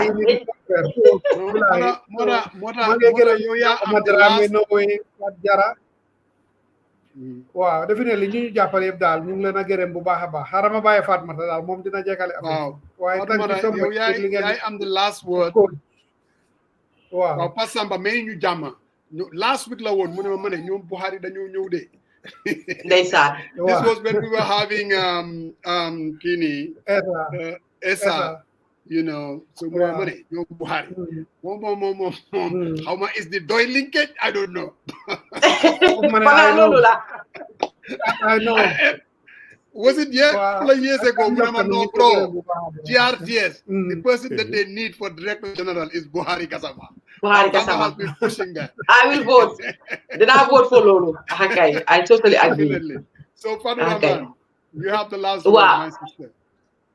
Jërëjëf kontaan nañ trop ni ñu bu diaspora profile ñëwee ba léegi ñu gis nit ñi naka lañ ko jëlee ñeneen ñu ko gën a jël sax comme ñun parce que ñëpp a ñu see jàppale duñu ci support comme ni ko Buhari waxee rek ku mel ni ñoom Juga Cissé ñu ngi si biir ñoom Maam Lisa Ami Bensouda nga am anti tukulóor moom bàyyi ñu benn boor mu ngi ci biir après kii nii naka Néné Frida Gomes tamit mu ngi ci jàpp bu baax a baax ñu am na koo xam ne moom dafa gis show bi rek kooku moom foog ma ko dee gërëm Moussa parce que waxuma ne Gambien amu fa de waaye bariwul Gambien bi def dafa gis show bi rek mu kool ñu ne ñu ne déedéet waxaale ko kooloon pour dara pour invite ko fanaa pour ñu profile ko rek si la wax ne you know what man bala ngeen maa profile dama bëgg a dugal xaalis si lii mu tiba nag fu rëy génna jox ñu xam nga man su ma demee du ma dee dëkk sax si kër si hôtel laa day nekk even though maa ngi nekk si benn dëkk bi Stockholm su ma fa demee damaa nekk si hôtel xam nga mu take care of everything for me and defu ko benn yoon ñaari yoon te soo xoolee liggéey biñ ci jota dafa gum bari na because nit ñi gisaguñ lan moo nekk di ñu on ñun mën nañu la wax ne fourth season bi moom it's already done the work is already done because we've been working on this for a very long time so mooy ne Jallow Tanji kooku di ko gërëm di ko sant bu baax a baax parce que daf ci dugal loxoom rek te kenn waxu ko xam nga di ñaax rek comme ni ma ko waxee ma delluwaat ci rek suñ mënee subscribe si yeneen lifin yi channel yi surtout ma suñ neighbors yi kon ñu ngi leen a ñaax tamit ñu ñëw subscribe si Racky Media TV parce que comme ni ngeen ko waxee rek am na leen surtout sax diaspora profile soo soxlee dara rek nga ne mu ngi si archives yi rek soo demee Racky Media TV you'll find it there so am tey Moussa Ngom yéen na ko yàlla xaareel àjjana profile nañ ay nit yoo xam ne they know Moussa very closely understand nga they have a lot to say but tey soo leen buggee xam more about Moussa soo leen demee Racky Media TV mu ngi fa gars yi interview woon nañ ko before so dama ne dafa jot pour Gambien yi ñun ñu dëgga jàppal luñu am parce que Moussa tey soo gisee Gambien yu baree bari ñu ngi dem yeneen dëkk yi di dem Sénégal di dem Nigeria dem leen di fa host di fa def leen because support system bi si ñun Gambian community bi is not that strong so ñun we are not asking for much all we are asking for rek mooy na nit ñi subscribe si channel bi if suñ subscribe sa nañ share because if you share di nga reach out to somebody koo xam ne is not in my friend list nekkul sa friend list so yooyu yëpp dooleel ñu la so foofu rek laa bëggoon a closé di leen gërëm di leen sant bu baax a baax ak Juga Cissé bi nga xam ne invite nañu démba ñu ngi ko apprécier trop ba pare tamit Fatou Touré tamit invite nañu pour ñu dem kër Fatou so ñu ngi apprécier loolu yëpp. Thank you very much. Thank you, Buhari, and thank you, Fadu Rahman. Thank you so much. Good to see you guys. Thank you. All right. Okay. ñu ngi jekkali maa ngi woon stream nag TikTok so maa ngi jekkali ji foofu noonu so ñëpp a ngi leen doon dégg TikTok bi Moussa sa gars yi Amérique yi daal ñu ngi laa nuyu daal ñu ngi fii TikTok daal ñu ngi laa nuyu. Dega, thank you very much, Fadu Rahman. Thank you.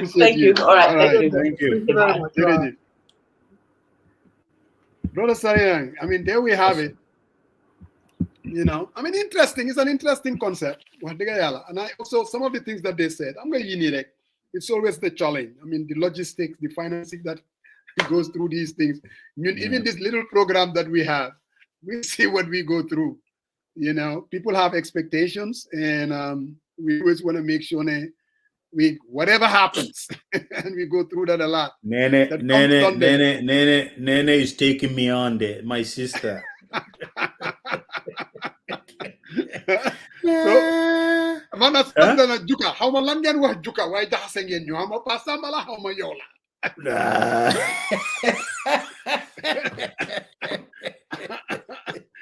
No, Juga always watch this platform. You always say the other platform on steroid. She had you. Mune legi ma duga si ñax mi. No, she knows. She said she'll be watching you, man. I say, and here inside of London, he says the other platform. I don't believe in those slogans. That's all they want. No, but one thing I can say though, for a fact, she's one of the most resourceful. Juga, I swear to God. I mean, I've seen this lady in action. Really? No, Musa, you was talking about being resourceful. They think one time I was telling them on the platform. One of my aunties, she lives in Kiang. She, when Tuklo goes into like making her analysis in Wolof and Mandikai, she speaks pure. And she put these metaphors, and they were talking about how the government embezzled the funds and all. So that stuff was recorded on WhatsApp. So I was there. They sent me the WhatsApp thing recording on their TikTok, or I don't know. I think it's TikTok. And so she said, "Mbakoko yara Barrow into lokodo betingale." No, you cannot underestimate. And she said, if we continue this trend, at the end of the day, when she leaves the government, we're not gonna have anything left. And he said, when I love Musol, one thing I don't take a quote. You already said we on steroids.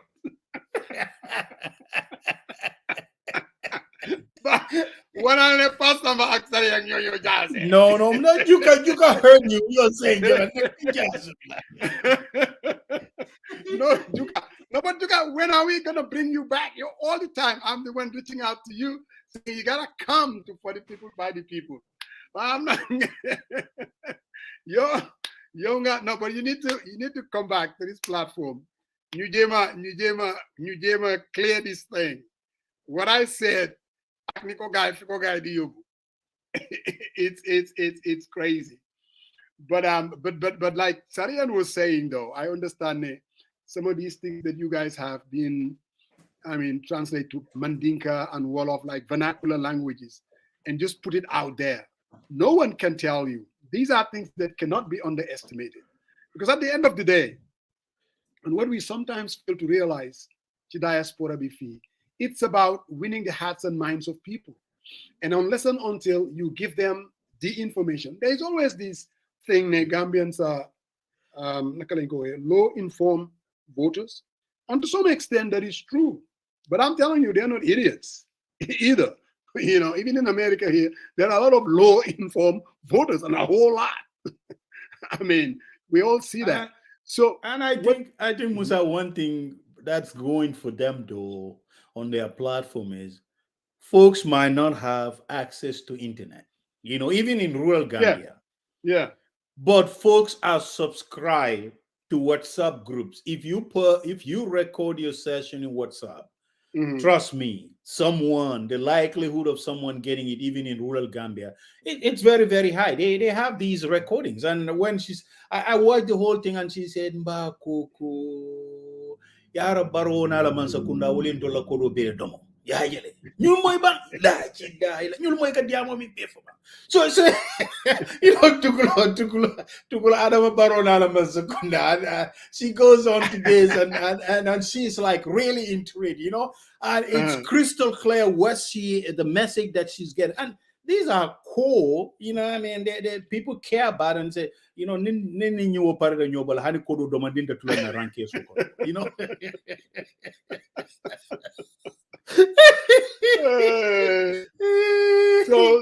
I don't know where Coach Monte and we were really going to get into and I'm sure we're still going to take a bite at it, the State of the Nation address, the SONA. I kind of watch a little bit of it, kind of read it. But this weekend I was so busy, my brother. I didn't really have time to kind of delve into. Joka said she wants to. She said, Musa, let me call in. Oh yeah. Oh, that would be great. Having Joka call in. I did not watch the State of Union, State of Nation address or National Assembly. I did not. Yeah, man me tamit, really. And that's why last night, actually, I tried to bring, what's his name? Keksane.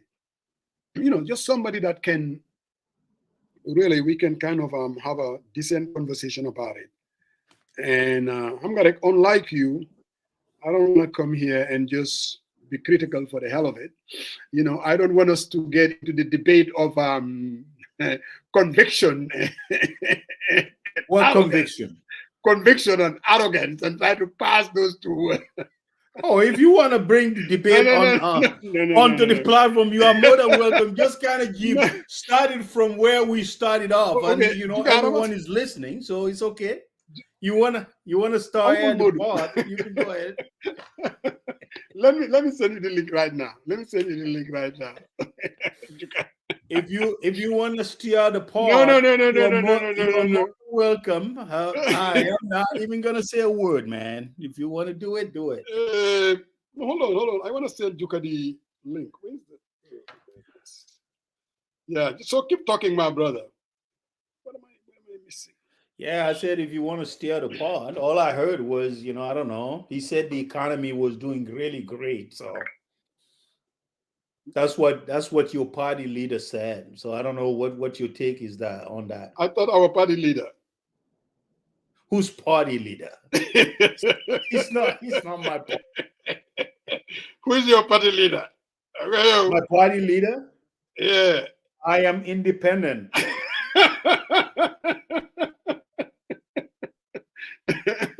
Well, maybe, we're all independent, I guess.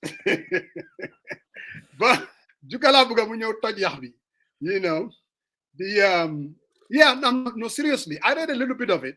And what I was going to do, though, maybe after Tsunami Juka, was to read some bullet points that he said, and then we can comment on it. You know what I mean? Yeah, as I said, I did not listen to it, so I don't have any way of. No, but what I'm saying is, if I read out something that he said under a particular section, then we can critique it. Well, one thing I disagree is the economy is doing well. I don't think so. That's what I'm saying. That's what I'm saying. I mean, not only. Well, I said that I heard people saying, but I know I disagree. Let's say, for instance, on that one. For instance, when he talked about, because he started out with foreign affairs, and then where he talked about there is widespread unrest around the globe and the presence of jihadists, terrorists, and rebels in the Sahel. The other part of Africa continues to undermine progress towards democracy and development. And then he went on, and then he kind of talked about the government. Let me bring Juga. Juga. Wow. You allow these people di jaxase ñaari salum yi ñu jaxase and you got into it. I'm like, really? Ben salum ben fana sax lay wax mo ñëk wax ne ñun dañ nekk on stéroïde ba nga koy wax àdduna bi fal ngay déglu loolu moom dama ko musa fàtte nga ne dañ nekk on stéroïde mu ne da ngeen nekk stéroïde, and he said I don't believe in slogans. I've been around long enough that slogans don't do a darn thing. That's what he said.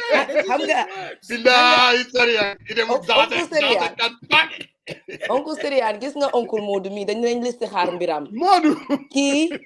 Modou laa lay OS fi mu nekk Uncle Moussa.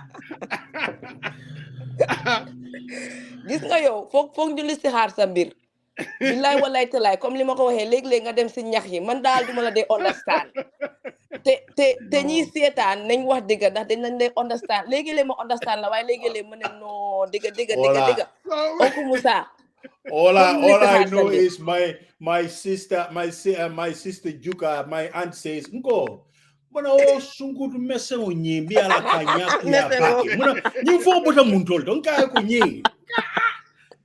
Ka anti mama nyi sungu do nyi dali ko e be num biamle. Ako nyi biam ko la kida. Encore biam ak Mamoud Fana. So wa xam nga lan la?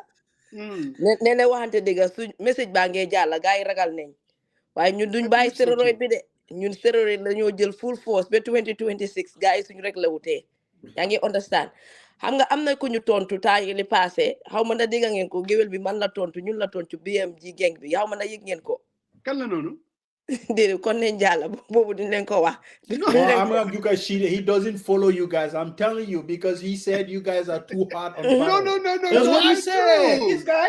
No, I'm telling you. No. But this is what I said. This is what all I said was I was just being funny. Man, you know what? I know there's a lot of sloganeering. Slogans. Wow, yow ban slogan nga dégg te neexul la. No, it's not ban about slogan moo la métti. Oh, thank you, Juka. Answer? Ban slogan moo xam moo nekk loo xam ne moo la déranger loolu lañ bëgg a xam. No, xam nga ñun tool bi ñuy bay we're all on the same side. li ngeen buga moom laa buga. Come 2026 I want change.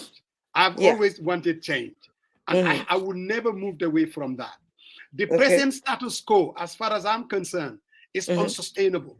If we wake up after the elections in 2026, we want to have a new leader and a new direction and a new path. I don't want the Fabakary Tombong Jatas and the Sidin Jais running the show. I don't want Adama Barrow running the show. Exactly. You are going in circles. I'm not going in circles. Answer the question. What slogan? What slogan that bothers you? No, I don't have a slogan that bothers me. Ñun slogan am moy li ma wax la ko légui déglu ma wax la slogan no juga ya ma sen link hara ñu wax slogan hara let me put it up there. Mam Lisa mu ne Sariang, no, we understand what you've been saying about Musa. By correct. Sariang mo do wax lol de. He comes and he say, "Hey, Musa, ngi dem NPP."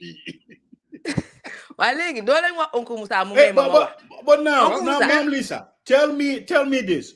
You guys been doing a phenomenal job, even in rural Gambia. People. So now, if someone sits on this platform and say, I don't believe in slogan because Barrow must go. Wallahi man, Mariagana politics. Hey, man, I'm not in that slogan. So you know that person is he's bothered. He's bothered. It doesn't matter. It doesn't matter what I say. You are hot and bothered. No, but I cannot speak on both sides of my mouth. What I have just said. Why is it different from? What makes it different from what you're saying? Uncle Musa léegi su lawyer daal léegi xaara nañ génne stéroïde bi ñu def chamomile gannaaw yo chamomile nga dee naan léegi xaara nañ naan chamomile ñu waxtaan ok ban slogan nga laykut ñun BMG geng boobu mooy Barrow must go laajal gaay ak si ron na gaay tontu BMG geng ñoom xam ne yow nga doñu dee toppa yow doo dee ñëw TikTok xam nga li laaw ma ne Facebook moo tax ñun ñu migrate dem fële ne la TikTok parce que Facebook mag yi ñoo fi nekk ñi bugg a baax nañ ñi seen xel yi réglé na ñi nga xam ne parewuñ pour change kenn mënu la ñoo convince moo tax ñun ñu migrate ñu dem TikTok xale yi ñoom lañ dee ooyee BMG geng yaa ngi understand waaye ñun suñ slogan si Barrow must go la 2026 10 years doy na 10 years kaañante la 10 years yooni xam nga loolu leer na ku munti ñëw 10 years doy na Musa because it's not good for the Gambia nga am benn president more than 10 years I don't care Barrow lum ñu mun a defal si àdduna just like in Senegal situation it's not good for the society pour nga am president boo xam ne dafa entrench boppam foofu more than 10 years demal 15 years loolu dafa isi dictatorship even if he's not a dictator right now as we speak he can groom himself into one te ñun ñëpp gis nañ ne Barrow commencé woon na di jël jéego yoo xam ne suñ toogoon ñu ñëpp ñu lem suñ loxo ñu seetaan ko daf ñoo jural dictatorship last year bu mu jógee foog a dinaam bi ne ku jooj bàyyi sax moom dafa make sure ne nga toog si biir kaso bi why would he say something like that and then now let's talk about the money finance yi nekk di missing in Gambia corruption bi dafa bari Gambia kii Musa ñun we've counted ne in the last 6 months wax nañ ko on BMG platform xam nga ndax yow doo ñu dee follow it's okay xam naa ne oncle no I do seriously every now and then it's fine I yow bokkuloo watch si news you. struggle bi loolu laa dégg ñu ne yow nga ne bokkuloo si news struggle that is not true it's fine no take off foofu mu dëgër that is absolutely false you see man I have always believed that there was an aspiration you talked about Barrow must go 10 years man, I have always believed in self-perpetuation. For me, it's about democracy, strengthening it. For me, it's about Gambians making the ultimate. Man, I am not only interested at Naki them, Naki no. What I'm interested in, a very strong democracy. We have a transformational leader more than anything else. The struggle, I have been in it for the past 20 years. I'll be in it. Why you know my grave. Resign. Why would I come here every Sunday? Somebody resigning. No, but you said every issue. No, I'm gonna be unfair. We're all in the same boat. Then we have to bring about change. All right. If we have a difference in tactics, that doesn't mean that you guys are in the struggle and other people are not. Yo, lan mooy sa tactic? No, money. If we have I'm not saying that if we happen to have a difference in tactics, that does not mean that. Okay. You have a platform, you go out there and get a Facebook, right? No, That's your you know tactic. Facebook. This is, let's say, for instance, let's look at 2026. Stop tiptoeing and answer the question. I'm answering the question. Please bring me to BMG. No, what I'm saying is, if we are looking at 2026, for me, what would I want to see to bring about fundamental changes would be this. I want us to be able to vote in the diaspora. That's one thing. That is something that I believe that needs to be pushed more than anything else. We believe that too. Hold on. You asked me. Let me answer the question. The second pillar that I seriously believe. Man. I'm not tiptoeing. Do anyone tiptoeing? The second, because you agree with what I'm saying. The second pillar, Moine. But you don't agree with what we said? No, I do agree with what you said. What I'm saying is the second that I think is the most important, tactically speaking, if we want to win 2026. Diaspora voting is one. The second thing, Moy, we have to have a new constitution whereby there will be 50+1. You cannot win with absolute majority, just like that, simple majority. It has to be an absolute majority. I, honest to God, believe me, we need to have that. Thirdly, I do believe we need to have a revamped IEC so that the elections would be manned in a certain way that will reflect Gambian people. Man, if we have that. Now, hold on before you move forward, okay? Why want us a 3 points? Want us a 3 points? No. Need to for door table. You have 3 points. But like you know, they got 3 points. Like you like more 3 points. We only have 2.5 years left, okay? Literally before Barrow 2026 election. Do you believe that all these 3 points in a text table in the next 2.5 years? It's not up to them. It's up to us. Of course, it is possible. I don't want to go to the 2026 elections with the 1997 constitution. I don't want to go to the 2026 elections. Man, I beg to differ. I beg to differ. It's not possible. I beg to differ until Guy proves me wrong. One second. I beg to differ because I will tell you this. You've been asking questions. Hello, this is not BMG platform now. This is for the people by the people. Let me ask the question. Why gis nga dictatorship bi nekk ci aduna bi? No, Juka. But let's be honest. No, I'm being honest. Just listen to me for real. I don't want us to get carried away. 2 minutes. No, before question. No, before I like my question, let me drive to my point. Harder. Before I like my question, let me drive to my point. Okay, I don't believe that that's possible because these people are not ready to go. Barrow and his gang and the people that he's around, they are willing to do anything for new continent neck for beyond 2026. Man, I believe this 100%. So they will stall, they will do anything for yo linga wahni nyeta yinga wahni, which is fundamental for democracy.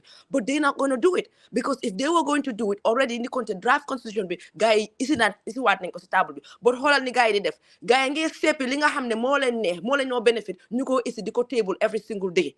Te li nga xamne mom mo wara nek pour askan bi guys spending so much money in that draft constitution ñu ko jël ñu ko tek fele because why Barrow is not ready to go and the people behind Barrow if it was only left to Barrow mang la wax ne la Barrow probably amna ñaari xel dafa wara dem dafa wara tok because kay ma wax la Barrow bugu trangam bi ak jamam bi dara yaxal ko Barrow buga na tok fofu di continuer di camper Barrow buga na tok di lekal la di leka nakala turati mbaxal ak ben cin ak domoda bugu kenn ñu exile ko Barrow amna side of him bo xamne dafa bëgg a toog Gambia because Gambia la xam Gambia la min Barrow bu ñu coono soo ko gisee rek di nga ko xam okay there's a side of him that wants this but there's also a side of him bi nga xam ne nit ñaa ngi koo push and his greediness mu ngi koo push pour mu dem beyond li nga xam ne moom la war a def loolu moo ko daloon in 3 years bi mu amee 3 years loolu moo ko dal foofu bi mu amee 5 years te loolu moo ko dal bi mu fa amee 10 years he doesn't want to go because am na seytaane mu ngi koo push ak people behind him they really are ñoom seen survival majority of people behind Barrow, their survival lies on the government's success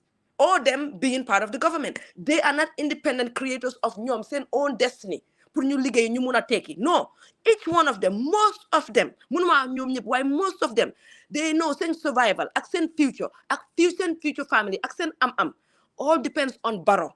But Barrow needs to be smart mu understand ne moom survival am ak am desut si government pour mu nekk président fii ba next 15 years Barrow can actually be koo xam ne because dafa gu fa loo xam ne xëju bi Gambia No. Malanfi. Maro, Serial, Uncle Serial, you will agree with me. Barrow is a good for law hamne.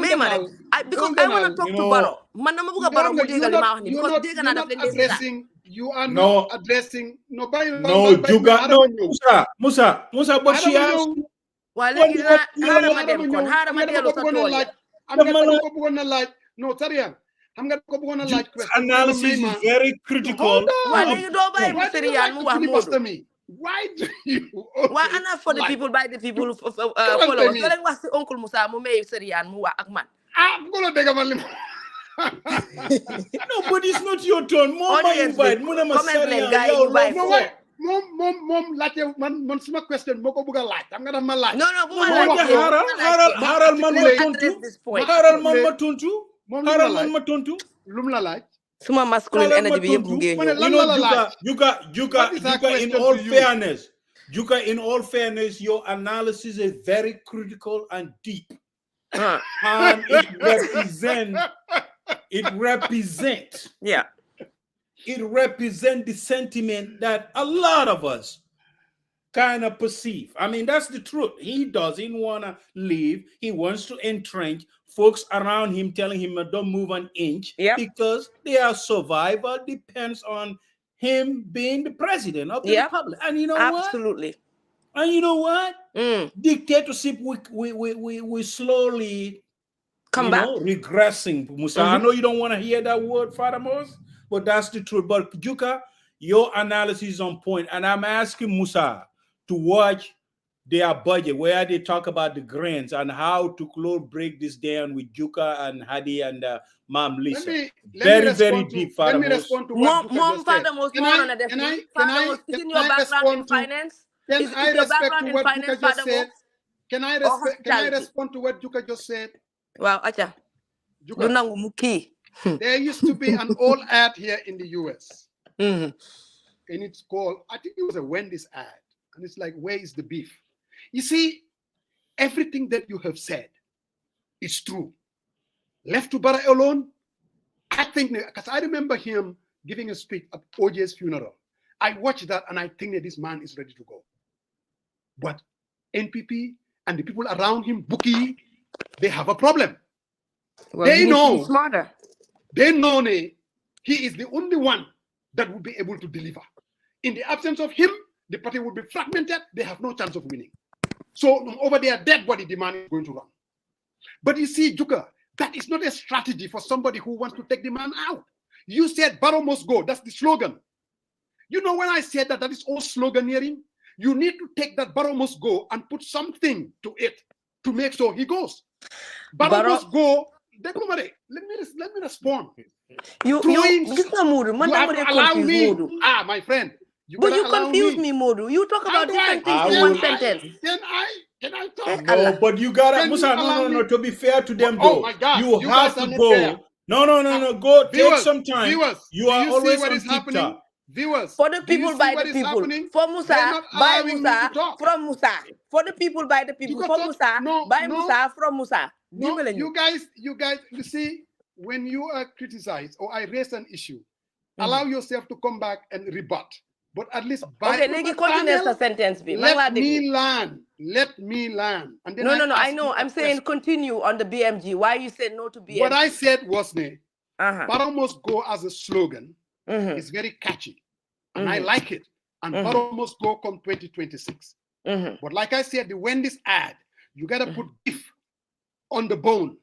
When you say Barrow must go as a sloganeering, and then you don't put anything, how is it gonna go? Oh, these people are not gonna allow him. Buki yuko wor, nyom, then Buka Barrow run. That is not gonna make him go. Here's my rebuttal. Your strategy. Your strategy is. Juka, give me a chance. Give me a chance, for God's sake, to respond to Father Moses.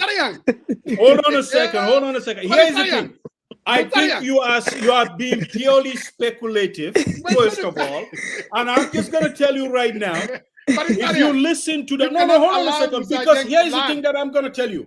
Before these people, before their team starts, they were going to say, before their team starts, I watched them over and over. They said, Can you allow the lady? He's the one coming from the platform. Hold on. He has to come in. Hold on. Faramos. He said that before they start their sessions, they will always say, Ntolom, Walla Juga will say, Barrow must go, Natale, to Atan Ak Askani. To close, she will break. Go watch the grain. To close said, and what you are saying exactly, they said, Niajan left the Barrow Boje.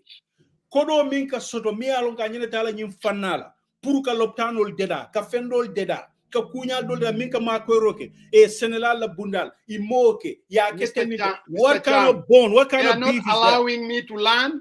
They are filibustering because I'm raising issues. You guys think they are intolerant? These people, if Sariang Marong is president, he's intolerant because he doesn't care for what is coming out. Go ahead. Okay, go ahead.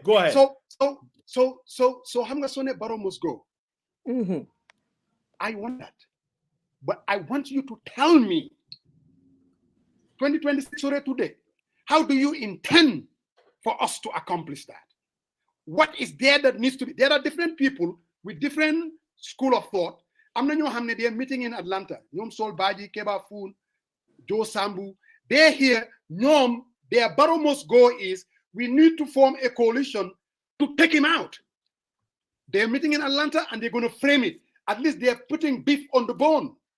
There are other people, the school of thought that I belong to. Now for me, for Barrow to go, it means diaspora must vote. It means, because it's good for our democracy, it means a new draft constitution whereby you cannot win by simple majority. It means a revamped IEC so that our elections, these attestations, because there is going to be, how to call it, people getting their drivers, the young people. The new voting, new voting, supplementary voting that is going to happen. So, the thing I care about, more than anything else, because Juka, we've been there before. 20 years, Jamme must go. 20 years, elections after elections. Wow. Elections after elections after elections. You sound Jamme very must pessimistic. go. And go. What do you mean pessimistic? Alhamdulillah. Harlem. Modu. Jamme is gone. And we are still, we are still in a struggle. So what I'm saying is, for us to realize our aspirations, let us put beef on the bone and not get carried away with sloganeering. That's why I was saying. Okay, legi parenga. Sloganeering. To close it, pick her up. Tukulor wants to come in. Pick Tukulor up. She's calling. Tukulor. Feminine energy be drain ngen ko. Legi hale ma dem si masculine bi dama jakarlo Uncle Musa. Uncle Musa. Old school of thought. All school of thought. Yang ma dega. Anga da nga ne school of thought. Da nga am different school of thought. Man dama la ne it's the old school of thought. Bi ngeen am. Okay, yeah. No. Yeah. Because once again, because what I'm saying is everything link fiwa is not mutually exclusive to ñu. Okay? So what I'm saying is yo wax nga ko fi nga ne ñaata at ñu ngi struggle Jammeh must go. Li nga wara understand mooy ne suñ BMG platform bi nga xam ne moom lañ taxawal nii ñu ngi isi innovative ways yoo xam ne message bi mu ngi jàll te you cannot tell me ne sloganery bi nga wax noonu it's not working when you have videos mu ngi dem viral ay over 140,000 people. How do you measure Mayma, how do you measure that? Apart from how do you measure that? Apart from anecdotal things that you are hearing from Sariang and No, Musa. Are you well? Musa, Uncle Musa. MPP folks are complaining about BMG. You think that's a joke? No, let me talk to him. Uncle Musa, no, on a serious note though, honestly, it's not anecdotal. This is data, I'm telling you. Go to our TikTok. Our TikTok was launched less than 4 months ago. Okay?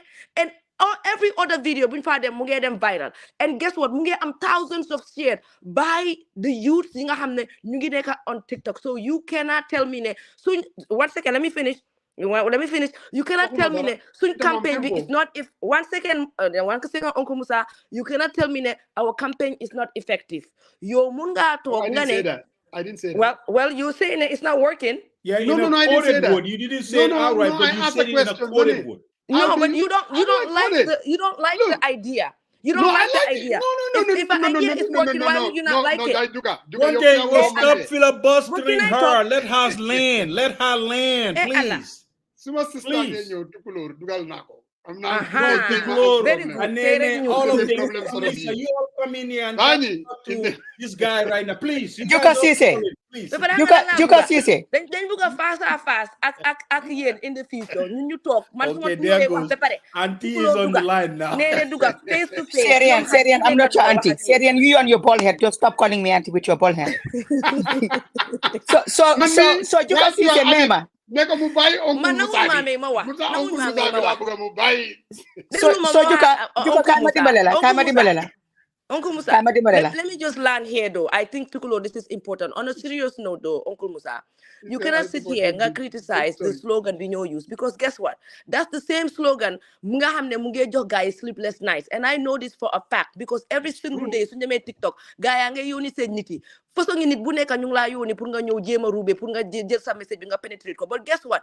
Strategies you use ni yen ci struggle bi for the last 20 years ci struggle bi it was strategies yo xamne dañ ko warona use te using ko. These are new innovative ways yo xamne ñu ngi that is an indictment as unfair. No. I will not let that go. That is absolutely not true. Look. Okay, no, give Tuklorsi a chance now. Tuklorsi online. I have to report. This man, I don't survive in loudness. Oh my God. No. Hold on. Okay. Stop. Can you guys listen, please? She made an indictment that I think needs to be rebutted. Because but listen. Okay, look, now listen. When there was no social media, you're talking about that's why I said it's new innovative ways. Way before social media, there was the Gambia L, very innovative. Okay. Before social media, there was us working with a German company. Having a radio station directly into Gambia. So for you to come right now, so new innovative ways. I have a headache. These people, I swear to God. I think it's a problem. You see, it's the whole Uncle Musa. So don't come Uncle Musa. Your new slogan hearing and all of a sudden no Uncle Musa going to bring about fundamental changes. No, okay, Mainland. Okay, Tuklor, go ahead.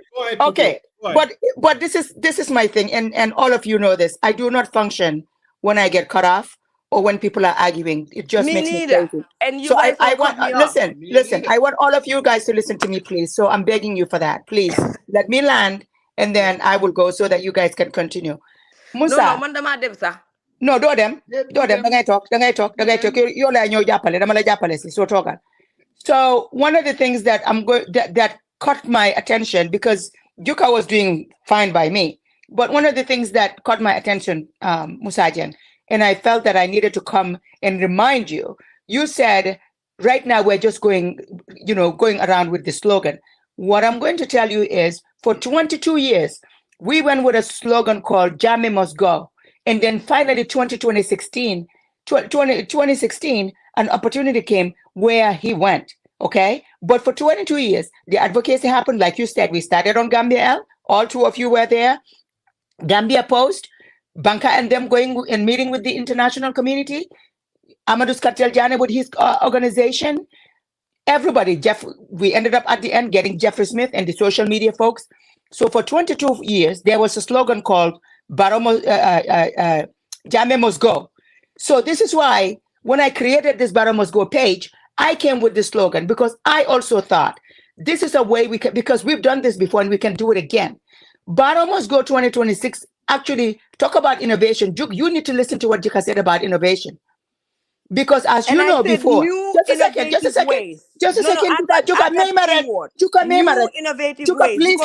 Please let me talk.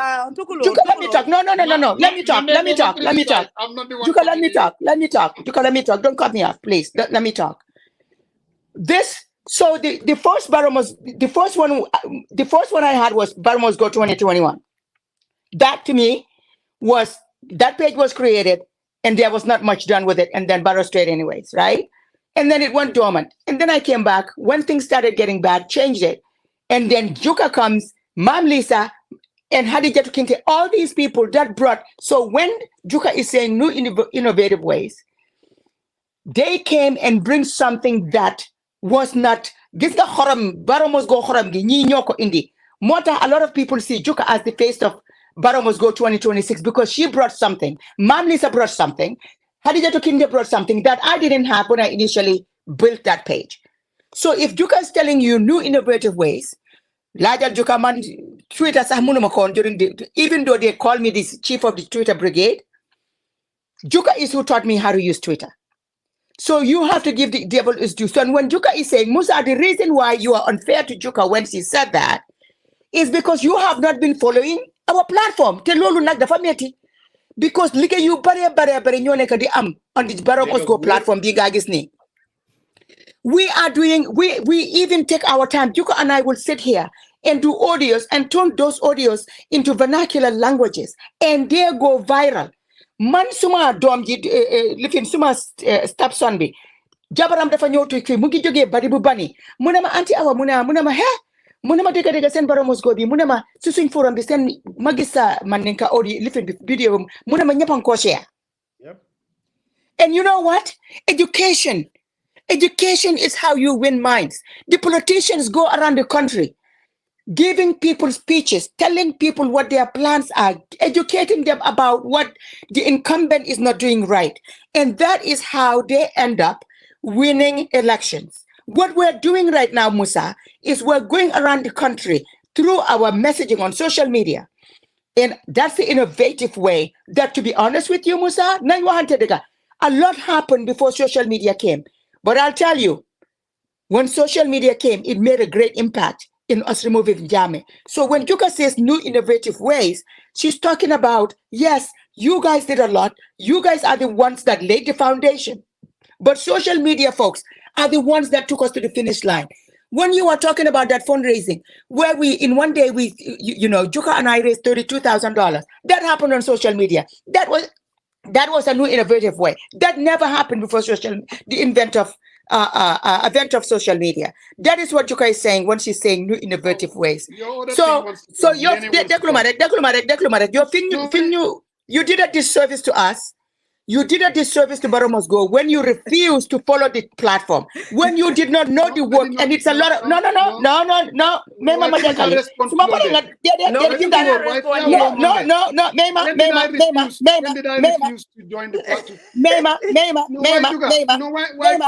Forget the clue because they don't let the clue. The Taman load up at the Harama land, right? Mainland, my Bindal Jalan paper on Gabinda, Loma report, because man Limana report am Copinda, Manu. So, Legi, Musa. Yo fin ñu tooñee bu baax a baax gis nga nit ki suy liggéey di raam di xuus nga ne ko yow sa liggéey bii ne sax amul fula fayda te fekk borom déedéet let me finish bindal don't cut me off, write it down. So Barrow Must Go platform yi soo gisee séeréen bi ñu faral te séeréen sax si sa side la war a nekk waaye soo gisee muy laa jéem a dimbale Syrian is actually trying to help you, saying, oh Lord, don't go there. These guys are working their asses off. Musa, Hadija Tukinda, dafa am kunyo fi munama Tukulor, you know what I really like about your Barrow Must Go? What you guys are doing differently now? I said, what? She said, I like the fact that I'm a Jola, and you guys have somebody who interprets what you're saying in Jola. He said, that has made me follow that platform. Guess what Juka says? People don't know. Juka has a fully fledged business, online and in store.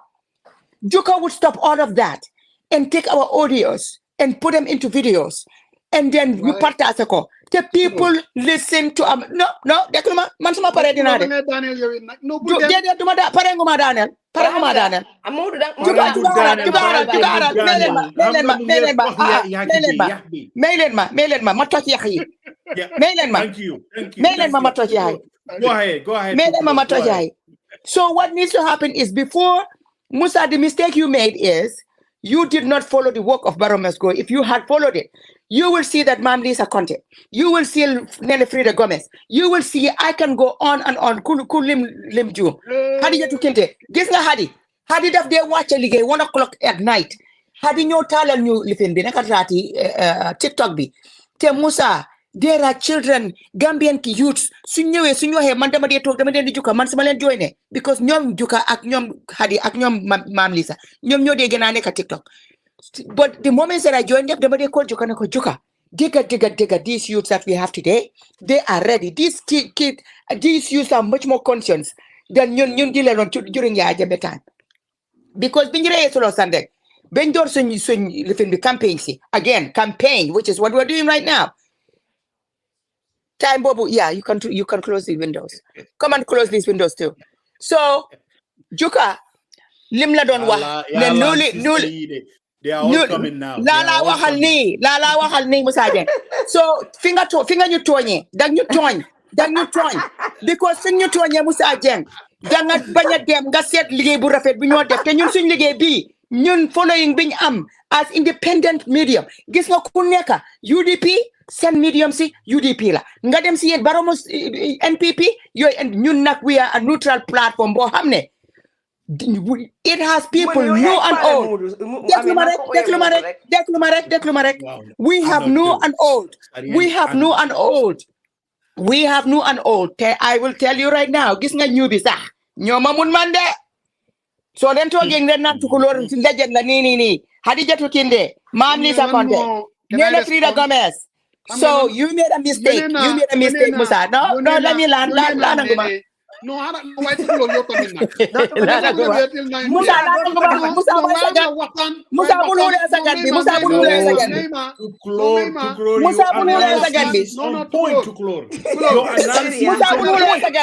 Musa yo do jati bu baax.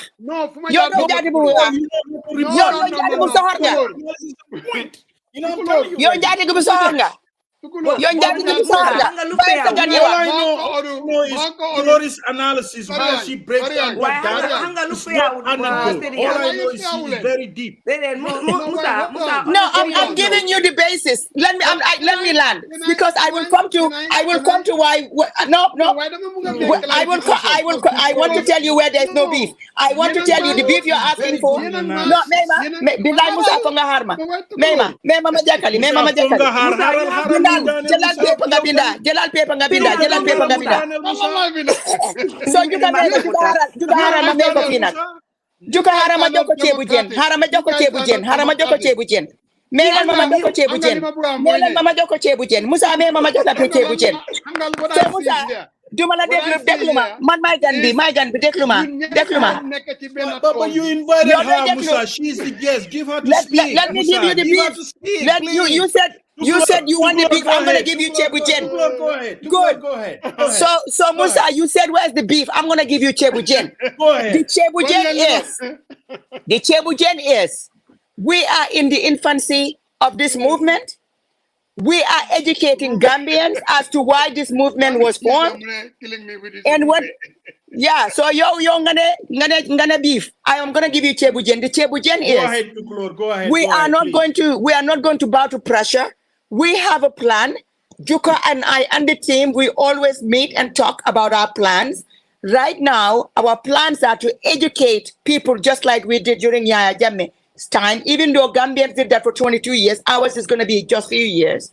We're educating the masses. We're telling them about the monies because that State of the Union speech that Adama Barrow gave, everything he said about it is contingent, is based on grants he received. We are going to do a whole program debunking his lies. That is important because just a second. No, you can't declare. Because Syrian said his mother said, listen to this. Syrian said his mother who's in Gambia said, hey, I hear what Tukulor said. To us, that is important. We are going to bring our messages to the masses in our local languages so that why man I need to have the I'm sorry why am I the way the beef no Tukulor I will not hold on if I cannot Musa hold on guys hold on Musa, if I cannot have the mic for 1 minute then I'm gonna go. Because you are being unfair to me. Tukulor ñëw na nga déglu ko the whole time. Why because I insisted on it. Let's give Faramos chance. Faramos, go ahead. No, Syrian, I should be given the chance because I was the one talking before Tukulor came in. Oh my God. And I'm gonna let Kini Juka and then Nene ñëw. Look, man maa yéen ñëpp ñoo nekk ci Look. benn tool bi ñu ngi by heading to the same direction. If someone raises issues, what I see here is total defensiveness. I mean, dëkkaloo ma fu ma dëkkut. I am not, seriously, I am just raising issues, asking questions, and you guys are going ballistic. Go ahead, Juka. Wow, okay, Legi, and I'm glad you allowed Tukulo to speak. And I don't and raise first, issues bo hamne dafa yeah. isi ay jahaso bu let deflo me just say this, because I think that when I first came in, dama don rube di chahan and stuff, but I think it's important, Tamit. And when I was speaking many times, nga interrupt mama, interrupt. So we were just joking, just to set the record straight, because mine gives few comments and stuff like that. But on a serious note, I'm glad allowing God Tukulur mu wax li mo wax, and I hope ne you will sincerely allow me to speak without the interruption. So if I want to get my point across. Legi, this is the serious joke. I'm not joking anymore. Okay? I was joking earlier. Bima wahene, you know, the new innovative ways, and I mean it. Lolu ken du ko muna take off the table. Granted, li nit ñi def ci struggle bi is there, but we have built on it, and that's why I said earlier it's not mutually exclusive. Li nga na def ak li ñeneen na ñeneen di def. Ñun BMG mënu ñoo def everything. Te ñun waxuñ ne ñun ñoo moom Gambia ku jóg nga am sa idea nga bugga nga foog ne yow ni nga buggee def in change, that is the right way, do it, because like you said, all of it mu ngee dem towards the same change bi nga xam ne moom la ñoo utal. noonu lañ defoon si struggle bi different pressure groups amoon na ñi nga xam ne ñu ngi amoon different intentions. GDF moo mujjee woon a ñëw waaye ñu ñëpp gis nañ liggéey bi nga xam ne moom la GDF def yaa ngi gis waaye all of that being said, ñun liñ believe fundamentally mooy BMG dag ñu waroon a laaj lan mooy meaning ni BMG ak lu tax ñu ne BMG ak lan moo tax BMG taxaw. ñun we fundamentally believe ne dañ war a sensitize askan bi pour ñu empower leen foofu la mbir mi commencé.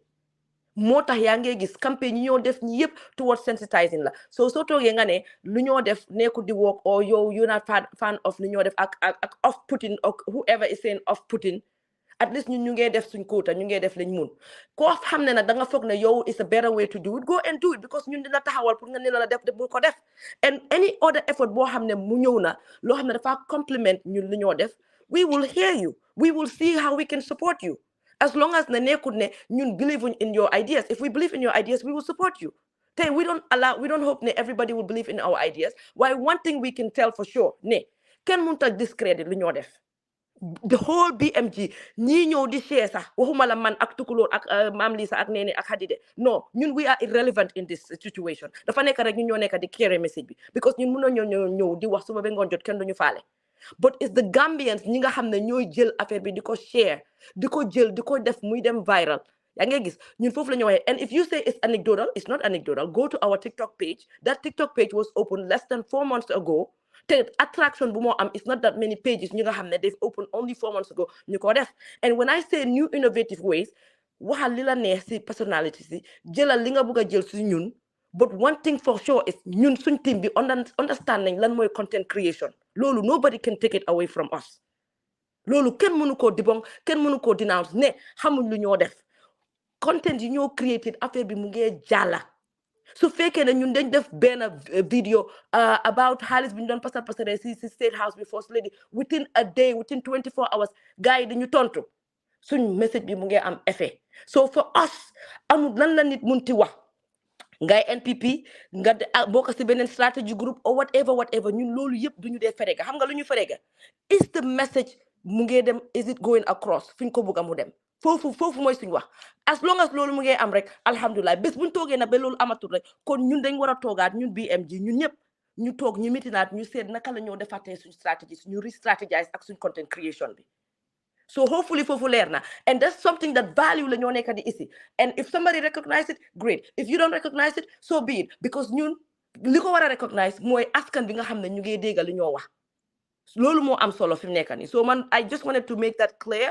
Ngeen baala ma nag I probably sound a little hostile, but dafa nekk loo xam ne it's offensive su fekkee ne nit yi ñu ngi def and nobody is paying us a dime, and you all know we are genuine about what we are doing. It's not about Barrow, but it's about the betterment of Gambia. Yeah, mun ngaa criticize loolu everybody's right la waaye tamit loo criticize ñun dinañ taxaw li nga xam ne dañ ko war a defend mooy suñ message bi ndax mu ngi jàlla na du jàlla, we will stand here and defend it.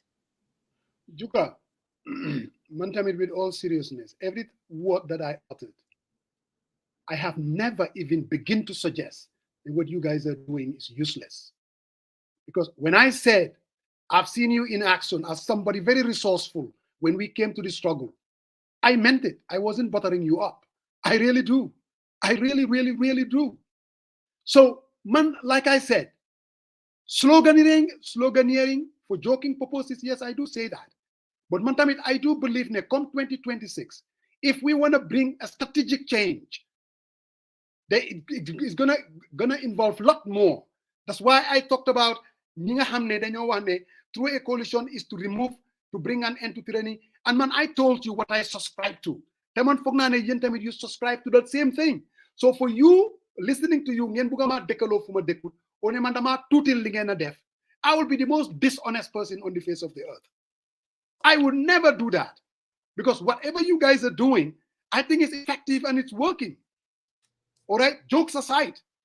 So no, you good. You good. I know where I was good. All I'm saying is small comment be hamna kuko mom. Yo, you good. You good. Man hamna all I'm saying is that's why I brought that Wendy's commercial. Where is the beef? And that is beef no, there has to be a strategy. Yes, you're putting out Barrow must go. You're talking directly to the Gambian people. Look, let's say, for instance, I'm just going to give you an example, and this is not to, because when you raise issues, sometimes people think that you're tuti lingena def. Doi has always believed me. Let's let the Gambian people know about the message. Enlightenment is the most important thing. That has always been something recognized for Doi. Nearly in the transformational change. 40 years later, it hasn't happened. And that is not to Disney. What you guys are doing, it's not going to work. But there has to be something else if we want to bring about change come 2026. Yeah. That's all I'm saying. Yeah, and like I said, those are not mutually exclusive ideas to our idea. They're not. They're not mutually exclusive at all. Even BMG believes, even BMG, we tell the opposition parties, you guys have to come together. If you guys don't come together, because you depend all on the opposition, we put them for them to do the work. No. Ñu ngi def suñ quota as individual citizens or a BMG movement because we believe ne sensitization bi foog mu ñëw te sensitization bi nga xam ne moom la doy doon jël yes but that is a different strategy, that's a different way. Gis nga tey soo gisee ñu nit yi dee create am content creation or content creators mun nga am message man ma am message waaye dafa am content creator nuñ dee xalaatee message bi ba nga xam ne message bi ku ko dégga dafa am pour dégga ko dafa jaala yow mun nga am always ñi nga xam ne nun ngaa share message mun ngaa fuga bunti kooku noonu fukki at te li nga wax du ko dégga. You have to connect the message to the people ñi nga xam ne ñu ko dégga and all of those things ñu ko strategically put in place while ñu ngi accountable li ñoo wax misleading kenn si li nga xam ne moom la ñoo wax comme recently we just said before nee na ñëw ma daaneel fi recently ñu ngi just wax about let's say the 68 million bi nga xam ne moom lañ joxoon pharmacy. We mentioned that we bring it to the people over 500 million bi nga xam ne in the last 6 months when we calculated ñaata xaalis moo dugga in the Barrow government yeah pour ñu dip jàppale askan bi we brought that to the forefront pour nit yi ñu gis ko. A lot of people mënuñoo nekk no most people are not highlighting those information and those are very important information loo xam ne askan bi daf ko war a xam mu ne lii la ñuy nekk di jël suma loxo te lii su fekkoon ne gars yi isi woon nañ ko ñun ñëpp equally imaginal $500 million mu dugga si dëkk boobu noonu.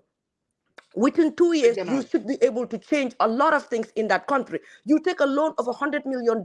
Okay, for a short-term service loan, 36 million, 36 months. You're preaching to the choir. You're preaching to the choir. That's what I'm saying. 36, $100 million. Nga jël loan bobu non. Nga service ko nga ne 36 months nga buga fay loan bobu non. Why is the urgency for you nga wara jël that short-term loan for the Gambian people when you already said in your speech, State of the Union, mune all this increase in productivity level mungi am in the Gambia. If all of these things are happening, why do you need to take that much loan? Why do you need to get all of these grants and still let people see the change? Let's let Why Nene anyway, come in.